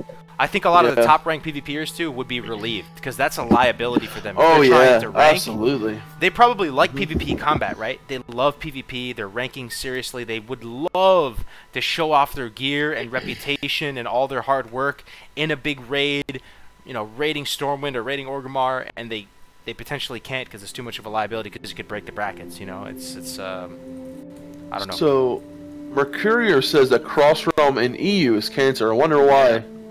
Yeah, because there are different language realms. Different languages. Wow. I think in the 1.12, the cross servers were only with the same language servers. I'm not entirely sure. I think they changed it later, so it could match a Russian or a German or a French server. Right. I think in the original version, it was Dude, that's gotta be a cluster F, dude. Can you imagine going to the AV and it's like 5 different languages? Achtung! What would it be? What is it, Dunedin? Do you have any experience? Is it like German, French? I mean, is it literally all of them? German, French no, there's people? no Dutch realm. But you have German, French, English, Russian, Spanish, I think Portuguese. Italian? Wow. Italian. I don't know about Italian, but I guess so. Yeah, that's gotta be horrible. God, try to there's no Dutch realm. Dutch and Belgian play on English. Imagine like Russians, Germans, and American and English. It would be funny. Yeah. I think they actually are they matched in retail. I know you can play against the Russian team. If you play like an rated battleground, you can play against other languages. The only other language that I've like on my servers, the only ones I've been mixed with is Brazilians. So, which can be hard to do as well. Right, because they are the same. They're the same time as us, or similar to it. They're close to us. Yeah, same time. Similar time zone. Yeah. Yeah. So a lot of times you'd be like looking for a group or looking for raid, and you would get a lot of Portuguese-speaking people. So that was the only mix that we would ever get over here in my personal experience in the States, is only being mixed with Brazilians, which wasn't that bad because a lot of the Brazilians could speak English, but yeah. No, look, Andrew Stevenson's. Andrew Stevenson's. Just I'm not gonna read it out. Colossal dump, boys. Let's get it, Let's dude. get it. Congrats, Hell dude. yeah. Big congrats to Andrew Stevens. Good for you, bro. Good for I'm you. not gonna read it. I'm happy for you, man. Well, I don't know. He said dump. That's funny, man. I'm old school. Sorry, guys. Anyway, Should we move on to the next one? Next topic? We're covering some good ground here. I really like So what these do we get corners. on the cross server? So yeah. wow, 58 said no, and 42 said yes. A lot of votes. All right, People so- really are engaging, though. I really Yeah. appreciate 120 votes, guys. That's amazing, man. That is awesome. So no It's a lot cross run closer. battlegrounds. A lot closer than I expected. Yeah, I these- thought it would be 90% no. These two are really close. I know a lot of people who want battle groups, man. I told you, I know a lot of people. That want battle groups? Why? Because they just want faster Yeah. queue times? What are the pros? Faster queue times? Faster queue and- times, more battlegrounds per hour or whatever. And also that's just Honestly, only another pro. thing is you probably can't rig like the matchups as well. Like if you're only on your one server, you'd probably be able to consistently less pre-mades, exactly. you'd be able to like Yeah. consistently pair up pre-mades and stuff, and maybe people could throw the game intentionally. You never know, man. Like when you put in Right. that cross realm That's true. factor, like you can't really rig it that much. You just get matched up with another server, and then Yeah, it's true. Yeah, so it's I didn't think about you that. know, pre-mades Oh, and- against What someone in chat says, for lower levels than 60, it's probably way too long queue time. So Yeah, that's true. But honestly, like when I'm leveling up, I get my PvP through World PvP. I very rarely do. I may do my AV quests while I'm leveling at level 50, in my mid 50s. But honestly, like I've done Arathi Basin at like the 39 bracket a couple times. I usually get my World PvP. I usually get my PvP while leveling through World PvP personally. So Yeah, it's not same. that big of a thing for me. hmm So sense. there are a lot longer queue times, but in the meantime, you can do world PvP, you can do other stuff. Yeah. So I don't know if that's a pro or a con for cross realm. Right. I don't know. Yeah, it's Oh yeah, it all depends on and like Quar says, it does depend on server size. So, if they get 5, so say they do 5K servers, right? Mm-hmm. There's no reason at that point to have battle groups, in my opinion. Yeah. I feel you. When If you're at they the do 2,500 5,000. mark, maybe it's a little Yeah. more compelling. Yeah. Yeah. Man, it's so hard because you have to balance it. I feel like you couldn't have some realms with battle groups, some realms without it. You'd have to kind of just make a decision across all of them. Right. That's why I think 3K is like perfect, like 3,000, because I think you could still have single server battlegrounds without a problem at that point. Yeah. One thing I have to say though, cross-realm battle groups, guys, let me know what you think. Twinks though, I do like Twinks. I like the existence of the Twink brackets. With cross-realm battle groups, the Twink game would be much more robust. There would be a lot more That's people true. queuing up for it. Honestly, Yeah. that sways me a little bit. I'm not gonna lie, maybe 5-10% towards the other direction because that's a whole nother thing, man. I'd love to see a robust Twink meta. I love that, dude. Personally, I don't know. But Some you people can don't you care can about it, make like I have like technically a level 40 twink, but he's world PvP, so he's not really twinked. But like you can still twink out your character for world PvP in essence. You know what I mean? People do that as well. Yeah, I Because- never understood twinking personally. So what you can do is just gear the hell out of your character for STV when you go and do questing for Yeah. STV. But yeah, that way you're still getting experience, so you're not going to maintain that level, but at least you can be at the max while you're leveling up. Let's hear Melderon's position on this. Why from your perspective, Melderon, why you don't understand twinking? Let's try and... I can see maybe if you already if it's an alt, right? Mhm. Okay, I get that. But if it's not, I think you have to have it. It has to be an alt It's because you almost can't always your filter alt. gold to them. Yeah, exactly. Yeah. So I don't know, man. I love the leveling experience. I love raiding. I love endgame stuff. I don't want to sit around at level 19 and have like not even all my spells. I don't know. Yeah. I just feel don't like- get it. yeah. I just I think, just- from my perspective, it's yeah. another meta that you can chew on and digest and min-max. It's another just like fresh little bracket that you can develop like a kind of, expertise on and understand, and like the interactions between classes are going to be different, right? At different level brackets. Some people don't Yeah. have all their tools, right? So it's just another Yeah. juicy thing you can sink your teeth into, another meta, another Mhm. thing you can do. That's all it is. But Yeah. I haven't twinked to some super high level, but I have made level 19 hunter twinks in the past, and I do enjoy it. I think 39 twinks are the most fun because you get more of the fun stuff, but and then the classes that do have movement speed increases are just so good. About like being a shaman as a level 39 twink is a lot of fun. Yeah, because no one else will come out, right? Yeah, big thing. Yeah, but you are just like 1 point away from Storm Strike, which sucks. But you know, but you're also nobody else has their level 40 talents either, so it's pretty cool too. Yeah, but there are. It's also another reason, again, to say this is another thing that might make you think like it a little bit more, Melderon, is that there's reasons now to farm certain items. Like it just gives more items, like reasons and niches that are. So more people run dungeons, more people do this, more people do that. Without twinking certain items that are really cool and flavorful, there would be no reason to get them, right? Just get 60 and do whatever you got to do. But now the fact that there is a reason to get them, I like that as well. You know, I mean, it's to each his own, and I know there are some people out there who actually twink at, like, say, level 19 or, you know, whatever, because they can't put that much time into the game, so they'll twink a guy at level 19, you know, even if they don't have enough gold to, like, get him really maxed out. But some people just can't play at that higher level to where they can play more. So there are those people as well. Aren't you really required to have a 60 though to get to really a lot of times I think you would, but I've heard people who don't. And I don't know how the hell you get your gold. You'd have to play the auction house, I guess, in order to get your gold like that. Yeah. Okay, let's move on to the next foreign topic. Let's see what we got here. So I'll read 2 of them. We'll decide. So one is which loot system works best. That's a whole nother thing to digest. There's a lot to unpack there. Yeah. That's a big one. That's a big one, right? The next one is Blizzard. I'm disappointed and frustrated. This guy is saying that there are certain things he's very passionate about. Sharding being one. He's listing off things in the demo that he didn't like. This is another beast of the post, though. Honestly, I don't know. I'm kind of leaning towards the loot system. What's the TLDR?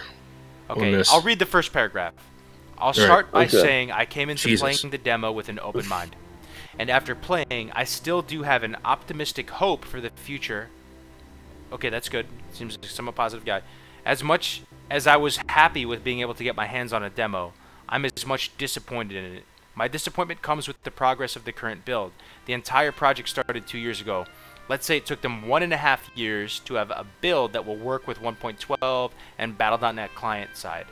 Once they have the build, they can work on the last 6 months. Basically just seems like they added the classic graphics and some back-end interface things. It's hard to believe that it'll be done by summer 2019. Okay, nothing too crazy there. I mean, he's just saying that the demo was scuffed, really, and that it feels like they're working backwards instead of going to rebuild something, which we're all on the same page of.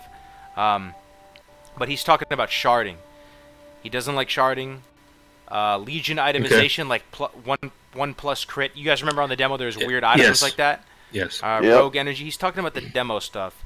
And so one of the interesting things to talk about this is that this is why I do think it might be, and I say might, be advantageous to have a beta, because there's probably, this forum post is representative to probably thousands of people who might be feeling the same way, right?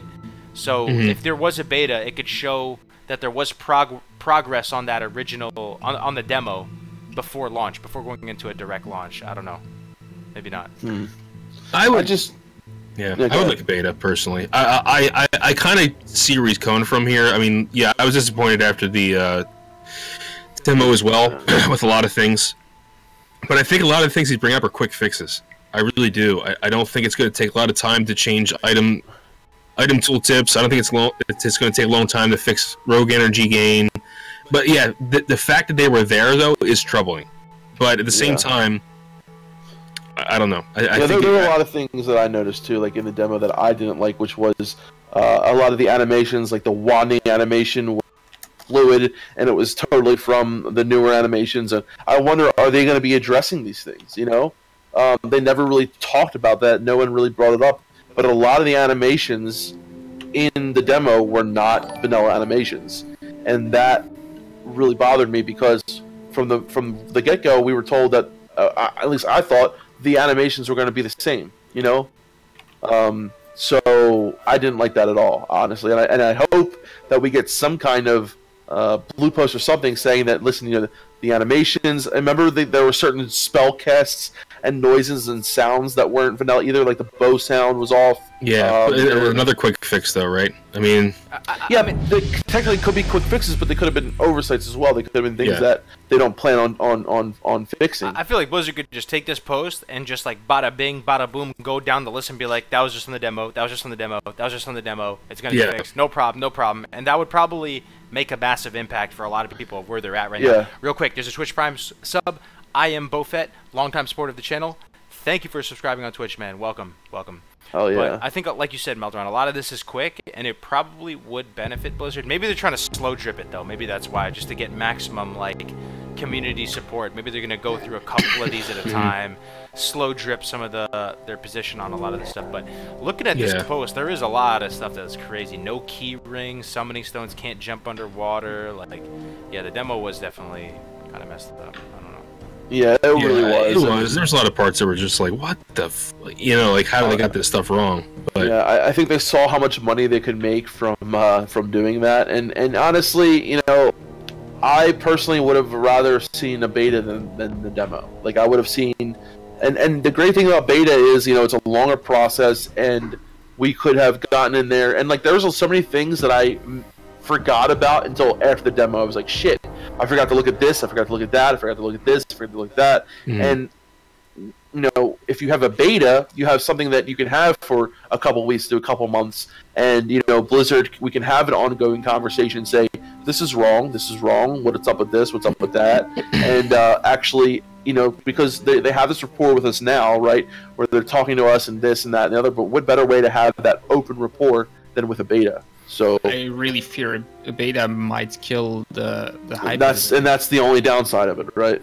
So explain that to me, though. Explain why it would kill the hype. I'm trying to clear my mind right now. What would kill the hype? Many people didn't play private servers, and they will try out the classic World of Warcraft for the first time again since many years in the beta, instead of doing that when the game launches. So that fresh feeling will be in the beta instead of when the game actually launches. And they may not like the beta, but they could have maybe liked the launch. Yeah, that, or they invest a lot of time and effort in their beta character, while they should do that in the... That's a good point, man. I feel you. Good point. Yeah. It's good almost points like, on both ends. Yeah, I feel you, man. Like, because people are looking for that first taste. It's so important, and there's certain sort of critical mass you have to reach to make the game really successful. And if you kind of slow drip that taste, maybe the nostalgia impact and all of the impacts won't be as high when the thing actually releases, right? Yeah.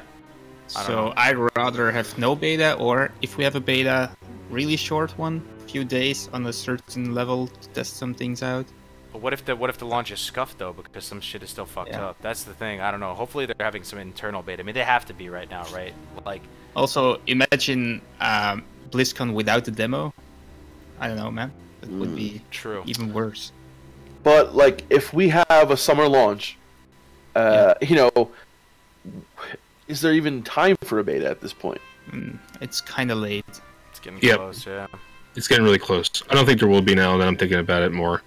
There might be. I just hope they friggin' fix this shit, dude. And that's the thing. I hope that we don't have a really bad launch, and there be still a ton of issues at launch. If they're not gonna have a beta, they need to go through this and then just knock them out with a little, like, community manager comment on each one of these things, saying like, guys, lots of concerns on the beta. All that shit is fixed. Don't worry about it. We're going right into launch. Don't even worry about it. That was literally just due to being rushed. No problem. It's not like it's an oversight at all. Like, we got it all under control. Something like that. I think we could have a stress test for a few hours, like 3 days. So that's what Attica said, is like maybe a limited beta, like the demo was. So maybe having, but then that would irk a lot of people, right? Because if I didn't get access to the beta, I'd be fucking pissed. Yeah. Thing is, though, okay, so the recent blue posts we've had have been talking about like very nuanced things potentially, right? Like stuff that Justin Loktaro Garb. What, we got another donation? Yeah, donation. Yep. $2 for Justin Loktar friends. Hell yeah, Justin, dude. Thank you for. Hell yeah. Poor you today. Yeah, poor you today. The poor lonely paladin. The thing is, though, so spell batching, right? Spell batching is a very nuanced thing that would probably only be picked up by like people that are very familiar with the mechanics of the game. The fact that they're putting out dedicated blue posts for like really fine, nuanced things like that makes me feel like all these big things from the demo are gonna be solved. Because why? Like, I don't know.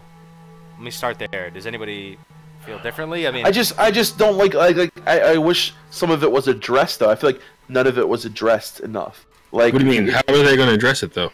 like just say, oh guys, we know that the okay. They so did. one They did. They versus- talked about some of the issues in the blue. They didn't post. talk about the graphical things that I noticed. They didn't talk about the and I know I'm big on graphics and I fucking No, what I mean is they can only in a 2-paragraph post. They're not going Right. to say like. Boom, no, I boom, know, boom, boom, I know. boom, They you know? did say we knew Yeah. there was a lot of things wrong, Yeah. but I wish that I would at least know. Like, dude, I'm gonna tell you right now that fucking I'm sorry, that friggin'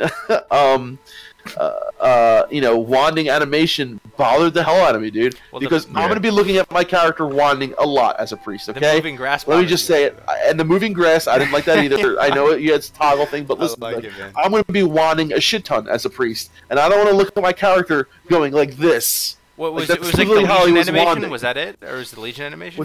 It was the It new was- animation for the wanding. It was like okay, really. okay. Like, It's the almost wanding like the animation arm in vanilla had more like is- pivot points on So it or Blizzard is something. Yeah, listening. way Just more pivot knock points, it yeah. out, man. Just make a big blue post and just go through each one of these points and be like, fixed. That'd probably help a lot of people. I mean, yeah, that if you're would be not gonna normal. go with a beta, then that's Yeah. got to be the play. Real quick though, another Twitch Prime subscription from Lawman0683. Subscribe to Twitch Prime. Thank you very much, man. Welcome to the channel. Welcome. Thank you for your support. Thank you, brother. Yeah, I mean, so yeah, I Yes, almost really feel like wand animation. before. Yes. Do you think that before they talk about stuff like spell bashing and stuff, they should have addressed this stuff? Maybe, man. Maybe, dude. I just my main after playing the demo, I was kind of like, it was kind of like you got so much. They got a lot of shit wrong, right? And I think that they're starting to rectify that with all the blue posts, and they're starting to bring in. They're really increasing their trust value. I think for me, with all the blue posts that's coming out now. But I just hope they listen to all the feedback, dude. I really do, and they hope they just because somewhere in the team must have been like, dude, do we really like let that through? Do we really like have a piece of gear that had +1, crit rating or whatever it was? How do you let that squeeze through? And it's got to be something on the back end. I don't think it was something they legitimately thought was going to happen. You know what I mean? Right. But I'm glad we brought their attention to it because now I think they see two things. One, they see how much more work they had to do, and two, how anal retentive the classic community is. Yeah. That's so Yeah. true, You know? So Valderon. true. Very good point. The thing That's is, it was very true. shocking to me. We're so accustomed to like this extremely high-end level of Blizzard polish on all of their IPs and products, right? I've personally Yeah. never seen something as scuffed as the demo. Like it was, you could really sense that it was rushed. Like I really feel that they were scrambling. Like 24 Yes. hours before it was coming out, they were like, "Everybody get in the office right now. We gotta put this out in time." You know what I mean? And they were Yep. just like, Yep. barely got it out, and it really did show through. But I'm glad that it existed, right? Like we talked about this before on the stream. Like, what if there was no classic WoW demo? Then there would probably be a lot less hype right now. People would think, Yeah, there will be. I don't know. They Yeah, might sure. have rushed it because they knew BlizzCon would be a failure. All right, last Maybe topic, no. man. Which loot system works best, guys? There's not a lot of those forum posts right now. We'll probably talk about it more in further. Well, can we do a really quick episodes, straw poll, beta or no beta? Oh. What do you think? but- Great one, dude. Okay. Great one. Let's do it. Oh, what do we think or what do we want? What do we want? What do you Okay. want? So Okay. the main pros and cons, if I'm understanding this correctly from what you guys are saying, is that if there is a beta, yes, it would give us like a proof of concept to show that the game is moving in the right direction, but it could also destroy the hype, and vice versa, pretty much. Okay. Yeah. Or in the pro would be it would give us another basis of testing and understanding if they've gotten things right. And for people like us, content creators and theory crafters, we want a beta really bad, right? We want to get our hands on there and see what is everything that we can. But for the general population, it may be a bad thing. Good point, man. Good point. Another Twitch Prime sub, man. SZMBIONT. Subscribe with Twitch Prime. Thank you very much, SZM. Welcome to the channel. Thank you for giving me a shot, man. Appreciate it. All right. So go ahead and vote on that, guys, if you have a free second to do it. The question again, it's just beta or not, man. We see where you guys are at. Another donation from Hammy, $10. Haven't played since Wrath of the Lich King. These streams have been awesome and got me so juiced. Hell yeah, dude. Thank you for the Fucking 10. A, bro. Hell yeah. Bro. Appreciate it, man. Oh, and Holtzy. Holtzy, much love to you all. Thanks for all your efforts. Holtzy, thank you for the $2, man. Welcome to the channel, dude. I haven't seen you in the chat before. Appreciate it, dude. Oh, Holtzy, Shaman Holtzy's a good bro. He's a bro. Oh, you've seen him? Nice, man. Yeah, he comes to my stream a lot. Much love to you all. So the Thanks vote is for going all to your no. efforts. I know. I'm really surprised. Yeah, me too. that. Yeah. Well, I voted no, but I'm still surprised. Let me see. Still surprised. Haven't played since WOTLK. Yeah, I thought a lot of people would. These So I streams think have been I awesome wonder and if gotten the so juiced. reason behind this is Raising because hands, people medium, just skin want the tone. fucking game now. Like we're ready. Let's get classic. A beta's going to take too long. I think that is the mentality that maybe a lot of people are thinking. Like, dude, a beta means longer time. They're gonna have to work. Maybe the beta will be out for a couple months and then classic. I think people, in my eyes at least, the mentality might be like, we just want classic as soon as possible. I also think No there's beta, kind of a let's get it. selfless aspect to this too. Like I feel like a lot of people really genuinely want classic to succeed, and if they feel like there's any chance that having a beta would, I mean, this is, I guess, just a personal thing. Maybe some people agree or not. That if there's any chance that the beta could ruin the hype and not have the game have a healthy, robust community and all this, people would just rather wait a little bit longer. I don't know. I agree, actually. So Really interesting though. Really interesting votes today, man. Still not over. We're at about 60-40 though. It's about staying around 60 Yeah. no to 40 yes. yeah, Another Twitch Prime sub, man. You guys are freaking crazy today, man. Drake510. Subscribe with Twitch Prime, man. Lots of Twitch Prime subs today. Thank you very much, my man. Appreciate it. and we have another donation as well on YouTube. Jeez, man. Would you want to include PvP? Would you in want the to include beta or PvP in the not? beta or not? That's a good question. If there is a Absolutely, beta, absolutely. If there is a beta, absolutely, Yeah. yeah. Thank you for the 2, John. Yeah, I'd probably, yeah. Why not? I mean, okay, Yeah, I do you think want it's the an beta to aspect. go all the way up to 60, though, if there was a beta? Yeah. Oh, absolutely. There's a lot of testing I need Has to to do. be, have to do raid testing. Have to do. Yeah. Absolutely. What's up, Big Worm? How you doing, brother? Big Worm. Interesting, dude. All right, let's get that last post Yeah, up. So let's we go. can get going soon. All right. Yeah. Yeah. So last post of the day. Which loot system works best? What are your initial thoughts, guys? You guys see it up on the screen, right? What do you guys think? I but, personally, yeah. I personally love DKP in the vanilla aspect because I think it really adheres to the RP style of stuff. Like I think Duty Dane said that before, right? How the the RP aspect and DKP system. I personally have seen a lot of. I've been in some bad, and this is a personal experience. Group loot systems, right? Loot council systems. So loot council to me, in its idea, I think in its best idea, could be the best option. Can you explain when both it's- real quick for some of the people? Some people may not understand Sure. what's going on right now. So DKP is a number-orientated system where doing certain things. Currency is a system where doing certain things, showing up to raid, you're allotted DKP points, and you can use those DKP points on an item to get that item. So so if you use say all your DKP points to get this one item that you really want, those are your points you use on that item, and you get them. You get it no matter what, even if it was a bigger upgrade for somebody else. If you use your DKP system points on that, you will get it. But the thing is, like, you have to show up the raid to get DKP. You have to continuously, if you do things for the guild, if you do a lot of things that, each guild has maybe different things that will allot DKP points. And a lot of times, like we all know the meme, minus 50 DKP. So if you screw up in a raid, Yeah. you can have DKP points taken up away from you. So it does, it matter. It depends on how the guild implements those DKP points. So there are different aspects of DKP you could do, but a loot council is exactly just that. It's a council that decides, okay, this guy has been showing up every week. I think he's the better healer, so we should get him geared first because this person is a crappy healer and they're not that good, so he doesn't deserve the gear as much. Not saying that's what happens, but a lot of times it does. Or you can even have people on a loot council that are biased, which happens. Just saying that these are some of the downsides and the pro sides to it, and could funnel people gear because they like that person. Or it could be a great loot council with a great guild and say, listen, this person showed up, even though he's not the best person for the thing. He showed up. He's really helped the guild. Let's give him this piece. So honestly, you have those two options when it comes to it. I don't know if there's anything else. Honestly, those are the two I've used. I personally like DKP. And So one question: what if a piece of loot drops? 2 players have enough DKP to buy it, And both want it. It's basically like an auction at that. You know what I mean? Whoever uses the most DKP will get it. Okay. Yeah. What about you, Danny? I feel like you actually have a lot of raid experience. What does your gut tell you? For pure nostalgic reasons, I like a DKP system because my first guild in Vanilla WoW had a DKP system, and it adds a certain kind of excitement when the item drops. I just always liked the bidding on the items, and you could also, that's maybe a weak point and a strong point in the same time. You can make some.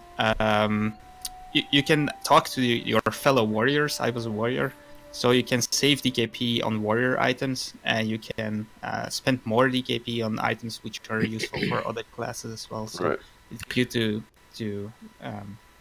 yeah.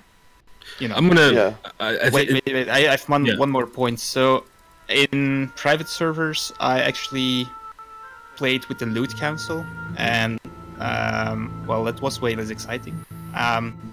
Because I was the last druid who joined, I had to wait until every druid before me had everything. So that, I don't know, man. I just felt that I could just stay away from raiding for a month or two, come back and then get all the loot in the same raid. And yeah, I just want to say something real quick, guys. A lot of this depends on the guild, right? You can have a great guild with a great DKP system and a great guild with a great loot council system. I think more of it depends on the guild than the system, in my opinion. But when it comes down to it, I prefer a DKP system, and there are lots of different kinds of DKP systems. So I have a question. Yeah. Why would you be... So my thing is, coming from an outside perspective, I would much prefer loot council because it rewards skill. Right. Interesting. Now that's no. Let's take bias. Let's take bias out of the picture. Okay. Let's take the bias out of the picture. Yeah. And let's say this is a fair guild both ways, and they reward people with the highest parses, highest healing, highest bringing, helping is bringing consumables, doing this, doing that. They give people who it would benefit the most. Why is that not good? The highest parses, it's vanilla WoW, so that doesn't really matter so much. It becomes a clown fiesta. Because an enhancement shaman is going to have a high, but it doesn't mean he's not a helpful person. Doesn't bring stuff to the table every day. He's a totem twister. He's not going to have great DPS, right? Since he's a totem twister, he'd be the last person to receive loot. It's subjective, dude, where it's up to people have to make a call. People get freaking butthurt, man. I like the DKP in the sense that it's transparent to all and how it works. Yes, people can understand how it works. And people can't get triggered hey bro, I've been doing better or whatever than this guy, and then it just muddies the water, turns into a giant clown fiesta. There's favoritism with the loot council. But what I will say, what I will ask you guys next, and what I will ask the chat right now, is which system do you think will progress a hardcore guild faster? Loot council, absolutely. 100%. So I personally agree with DKP. I like DKP, but I also do think that, if you had a bunch of high-speed, low-drag people together in one group and they're trying to progress as fast as possible, loot council would probably be the best. So do you 100%. think it comes down to the level of the guild, to the skill of the guild? I think it also comes down to if I had a guild where I trusted I trusted everyone, that there'd be no bias, and it's hard to have no bias, right? Because people, maybe there's a girl in the guild, maybe the guys who want to, try. There's so many different things that happen, right? But in the ideal guild for me, loot council would probably be the better option. But I've had, in my experiences, I've just had really bad experiences with loot council, and I've been the benefactor to some of this bias. And in the end, I think it wasn't fair because I got geared really quick when somebody else who was doing just as well as me, well, not as well as on the parsers, but was showing up just as often and doing things to help the guild just as much, wasn't given the gear because he was a little bit lower on the parse. I think some kind of hybrid system is probably the best, but my guild will have a DKP system, and there will be some kind of rules, but I guess every DKP system has them. But I think the main tank should get his gear first. Yeah, absolutely. So that's one thing. I think off spec should always be secondary to main spec when bidding for an item. Oh, absolutely. So those kind of things should be discussed. But, Yeah, and let me just clarify the enhancement shaman thing. That was a good point, Def Camp. But the issue is the enhancement shaman should be the last person geared up. No, you're right. Yeah, well, you're he's right. totem twisting. Right. His whole thing is boosting the DPS of that melee group, and him as a hybrid should realize that. That's his good job. And then you can say the same thing about sorry, cuck mages is what I call them because they're the mage that puts Winter's Chill on the card. Is that what you're talking about? Yeah. The bitch mage. God, so obviously, but I think it's better. He should be the last one to get geared up as well. But honestly, you should have the mages rotating who's the cuck mage every week. Well, then you have to have them respec. You have to respect for Winter's Chill. Yeah, I think that's fine. I think honestly, that's okay. I think I don't think one person should be expected to be the cuck mage every week. Honestly, in my guild, that's how we did it. We had the person rotate between like 4 or 5 mages. I think that might be part of why I want to stay a little bit more on the casual end of things, guys. My ideal operational environment is a DKP system where, efficiency isn't the #1 thing. Okay, which is it's a hard concept to swallow. A lot of people are like, "You're crazy," but I would prioritize fun, like genuine fun and good, like group dynamic over efficiency, and like just a balanced, harmonious set of people who all get along and have transparent set of rules that everybody can understand. I'd rather prefer that over the highest level of efficiency. Yeah, and I still believe that dynamic of people can ascend into greatness, and you still could if you're all getting along and you're all doing what you got to do. I still think the potential is still there for them to perform at a really, really high level, but I don't know. It tends to be like a clan fiesta in my limited experience when it gets to it does, and I'll be 100% like I said, like in the ideal system, Loot Council will always be better, I think, but it's when you have people behind it, it's always going to be a little bit. Yeah, I think you're trying to say is that there's always a chance of people being dicks, right? That's the problem. Exactly, and I've seen it happen firsthand, and I felt really bad for certain people who got the shit in the stick. But the thing is, the reason I like Loot Council, I rather have a quantifiable metric to gauge people's, skill. And I'm a big numbers guy, right? So as long as I have these numbers in front of me and saying, well, Johnny's doing 1,000 DPS higher than, 100 DPS higher than Billy. Well, Johnny's getting that piece of gear. Right, but what if Billy shows up what if Billy literally paid for everyone's flask that day, gave people's elixirs? Then he'll get them the next round. Even though he literally because it helps the guild progress, dude.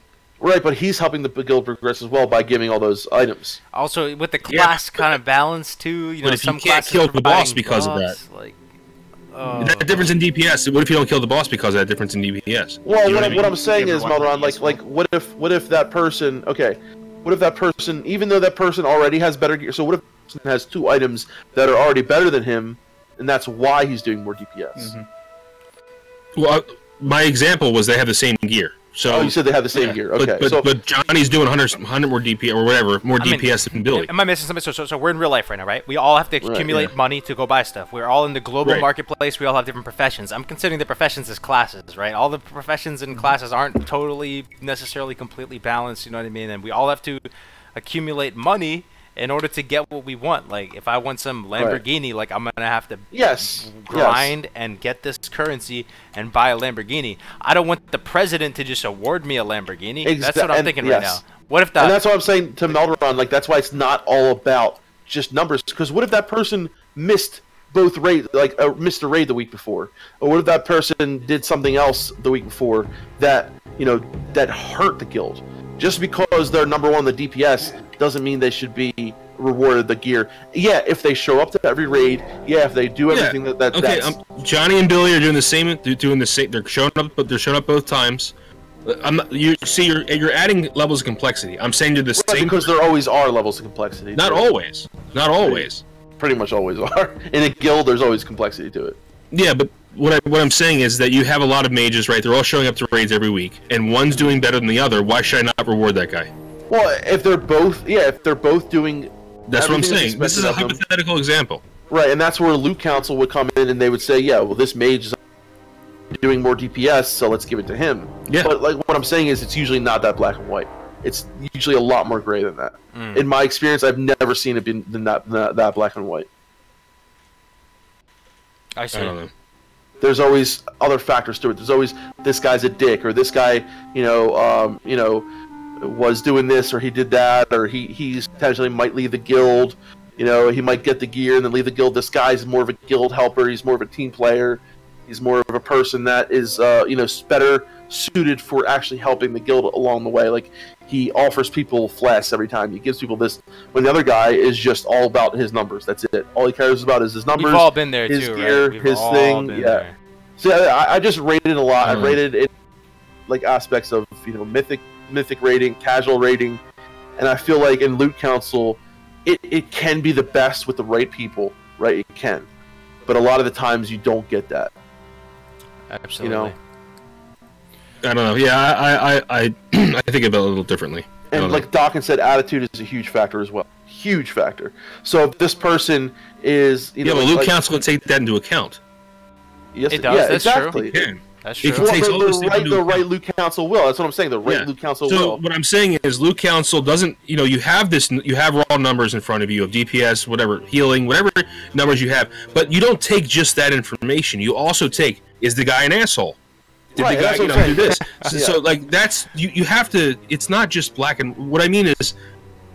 That's what the problem. The problem with taking hypotheticals is that you're adding levels of complexity that doesn't matter at the moment. But if the person's good, both people are good, both people bring consumables, both people show up every week, would you give the lower DPS the gear?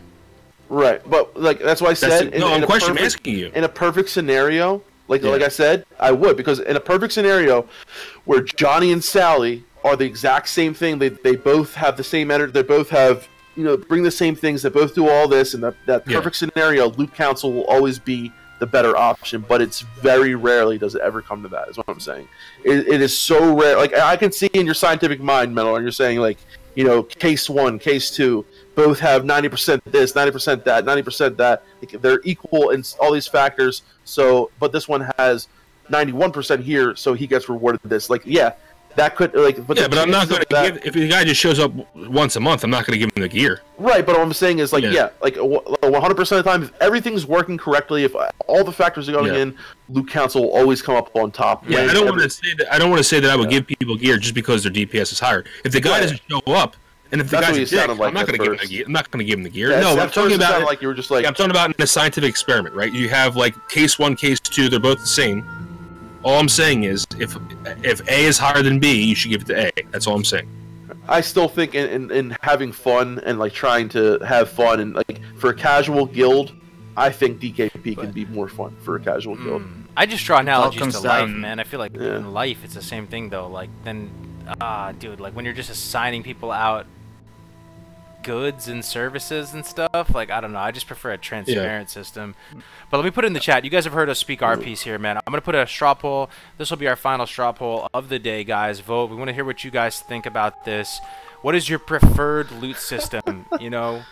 Just all things considered, what do you personally prefer? It's not necessarily the best. We're just talking about what you prefer here. Very curious what you guys think about this.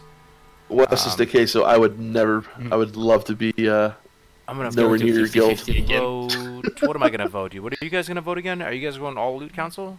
No, I'm going DKP because it's more fun, and in my opinion, Loot Council is only really necessary for the very, very top of the guilds. This is the closest straw poll. Look at this shit, dude. 29 to 29. Oh my. Yeah, a lot of people do. A lot of people, man, are really. Wow. That's the thing. I think if you ever experience DKP, that's amazing. Exactly. That's a great point, Unidane. Yeah. So yeah. Pretty much all our straw polls are close, dude. These are like freaking not. They're good topics. They're good topics. Yeah. 45 votes for DKP, 50 votes for DKP, 35 for Loot Council. DKP has a little bit of an edge, but I wonder if we like swayed that a little bit. What are most guilds going to be? What do you think? Just the most guilds. If you had to take, it's going to be pretty, dude. It's going to be probably like our straw poll, honestly, because DKP was very popular back in the day. I feel like Loot Council, and maybe this is why I'm so skewed in my I associate in my head a lot DKP, vanilla, Loot Council, retail, just because that was my experience. So maybe that has a reason to do with why I am very anti-Loot Council in a lot of ways, even though I do think Loot Council can be the better version, hands down, if it's like perfectly put into place. Another metric would be how happy people are under these systems, though. That's a whole other thing. Efficiency is one thing. I'm wondering how happy are you in communist Russia? How happy is the dynamic of people showing up to raids? That's a factor, man. The chemistry, how much fun people are having. I would venture to think that DKP, because it's more transparent on how you get stuff, and you know, like, it's just like real life. All right, if I save up enough money, I'm gonna be able to buy the Lambo. I'm far away from it right now, but if I were to somehow accumulate freaking 100 grand, I'll be able to buy that, you know. But I don't know. Yeah. See, like, there's so many different aspects. Someone up here said something about like handing all your good loot to your best players is a good way to piss off all your good players. Like, there's so many different aspects, and that's why, dude. That's why so many guilds end up breaking up, and so many guilds end up like. That's why, you know, when someone said, "Oh, well, you know, this," like, I feel like a lot of times guilds accept DKP. They understand it. A lot of people get butthurt in Loot Council situations because they feel like someone might be, even if it's not a biased thing, at least they know DKP. It's fair in the sense that if you use your currency for it, you get the item. There's no ifs, ands, or buts about it. Yeah. Purely hypothetical. Also, if you have a Loot Council and you give all your good gear to the best players first, they're fully geared, while the others have nothing, and so those who are fully geared have months of doing nothing, months of no progress, basically, with nothing to gain. And those who have no gear at all, they had months of progress where they gained nothing. So basically, both will get mad at each other at some point. But I think it's important to get the farm status as quick as you possibly can, and the way to do that is through Loot Council, in my opinion, to get to farm status. Yeah, but then those who are geared, what are they going to do? Tough, they might switch guilds, so they exactly. That happens a lot. You see people, dude. You know how many times we would have Loot Council and we would gear out these people and they would just leave the guild. That's so true. It happens so Ale's often, in the chat dude. right now. By the way, Ale's a legend. He just said DKP favors hoarding, but isn't that like real life? You can hoard money in real life. Like, you can just stack up the. It all depends on the person too, you know. Like you listen, earned it. I like you know? I like what Yonder One says. DKP sucks and Loot Council sucks. I like. Just give him all the loot, dude. Give me all the loot. Yeah. But what is the downside of hoarding, though? Isn't that fair? If you hoard DKP, you show up, you earned it, right? It's like real life. You earned. If you go to your job right now and you just save all your money, what's the problem? What is it? I actually don't know. There's got to be some problem. Dude, that's why there's such a debate about this. And honestly, I was kind of wanting to stay away from it, but I think we covered it pretty well. I think. Yeah. At the end of the day, go into the guild that you would, that has the loot system you like, Exactly, Meldron, and great point. And honestly, like, just like 100%, the best top guilds in the world will all be Loot Council. 100%. Really? There's no doubt about it. No doubt about it. No doubt about it. Yeah. All the top guilds will all be Loot Council. But are you having as much fun? Is it maybe? Are you getting along? Breeds competition. It breeds competition. Then you're kind of fun for people. Another cringy thing about Loot Council, though, and it is cringy. Imagine if this is how real life operated, though. That someone is dropping the gavel, or a team of people is dropping the gavel and going like, "Yo, this dude is just better than you. Sorry, dude. He's getting the gear." That's real life. That's how everything works in real life. Is it though? If you go for a job application and you put your resume out there and you do the interview and you don't do as well as the guy who, but you're not going to get the job. Survival of the fittest, right? It's Loot Council is Darwinian. It's completely Darwinian, Def Camp. You're absolutely right. That's exactly what it is. Darwinian. It is. It's Darwinian. And in its purest form. Without the bullshit. In its purest form. And when someone said that a DKP is abusable French tech, so can Loot Council. They can both be abusable. They really can. They can. I've seen have a jerk off, guy just like giving people stuff to his friends. That can happen. Exactly. I've seen guild leaders hoard all the stuff for themselves. Wait, BRE can drops, you fuck up mine. DKP as bad though? Because isn't it a transparent system? It's almost decentralized. People know all how. But then you have new people. Like, say if you're the only problem with DKP that I see a lot is when you're getting new people into the guild and they're trying to build up that DKP against other people who've been in the guild for a while who already have a lot of DKP. Oh, okay. You know what I mean? But then but the thing is, you're rewarded for spending your DKP. Like, that's like hoarding your DKP. And that's why I think there's a lot of different options with DKP. Like, you should be penalized for hoarding your DKP. you should be. Oh yeah, no, that's the thing. I heard Navik talking about that, like a decay, right, or something like that. You have to exactly a decay rate on your DKP. Yeah, I heard about so that. honestly, like yeah, can Loot Council be the better option for a lot of people? Yeah, sure. Can DKP be the better option for a lot of people? Yes. It all depends on what do you want out of the game. Are you going to be casual? Do you plan on being in the top guilds? Do you plan on being in a guild where you trust everybody? Everyone's your friend, and you know that like this is going to be fair. Then maybe Loot Council's the way for you. If you know people aren't going to leave the guild and just get all the good loot and then just run off and try to join a new guild, then maybe Loot Council is the option for you. So I think you have to take into a lot of different factors. That is, for me, is what I would be looking at. Makes a lot of sense. All right, guys, let's round up here. We talked about a lot of good topics today. I think this was one of our better GMAs. I don't know what you guys think. Absolutely, We were on point talking about a bunch of different topics. Just some basic housekeeping before we round out the stream, guys. DefCamp Melderon, they upload these on their SoundCloud, and this is available on Stitcher and all these crazy places. It's basically like podcast status. So if you did miss some of the early parts of this, you can watch it on my Twitch, or you can watch it on there. You can watch it on any of those. Oh, Dunedain uploads it as well. Yes, Dunedain on his channel. So if you're not subscribed to Dunedain, post your channel in the chat. Dunedain needs a lot more subs, dude. Dunedain is the man. Such a nice guy, he does. and he's, he needs your help, guys. So follow Dunedain, sub it up and stick around. Awesome content over on Dunedain channel, guy. Did you say sub it up and stick it up? All right, I'm back. Yes, dude, sub it up and stick around for Dunedain, man.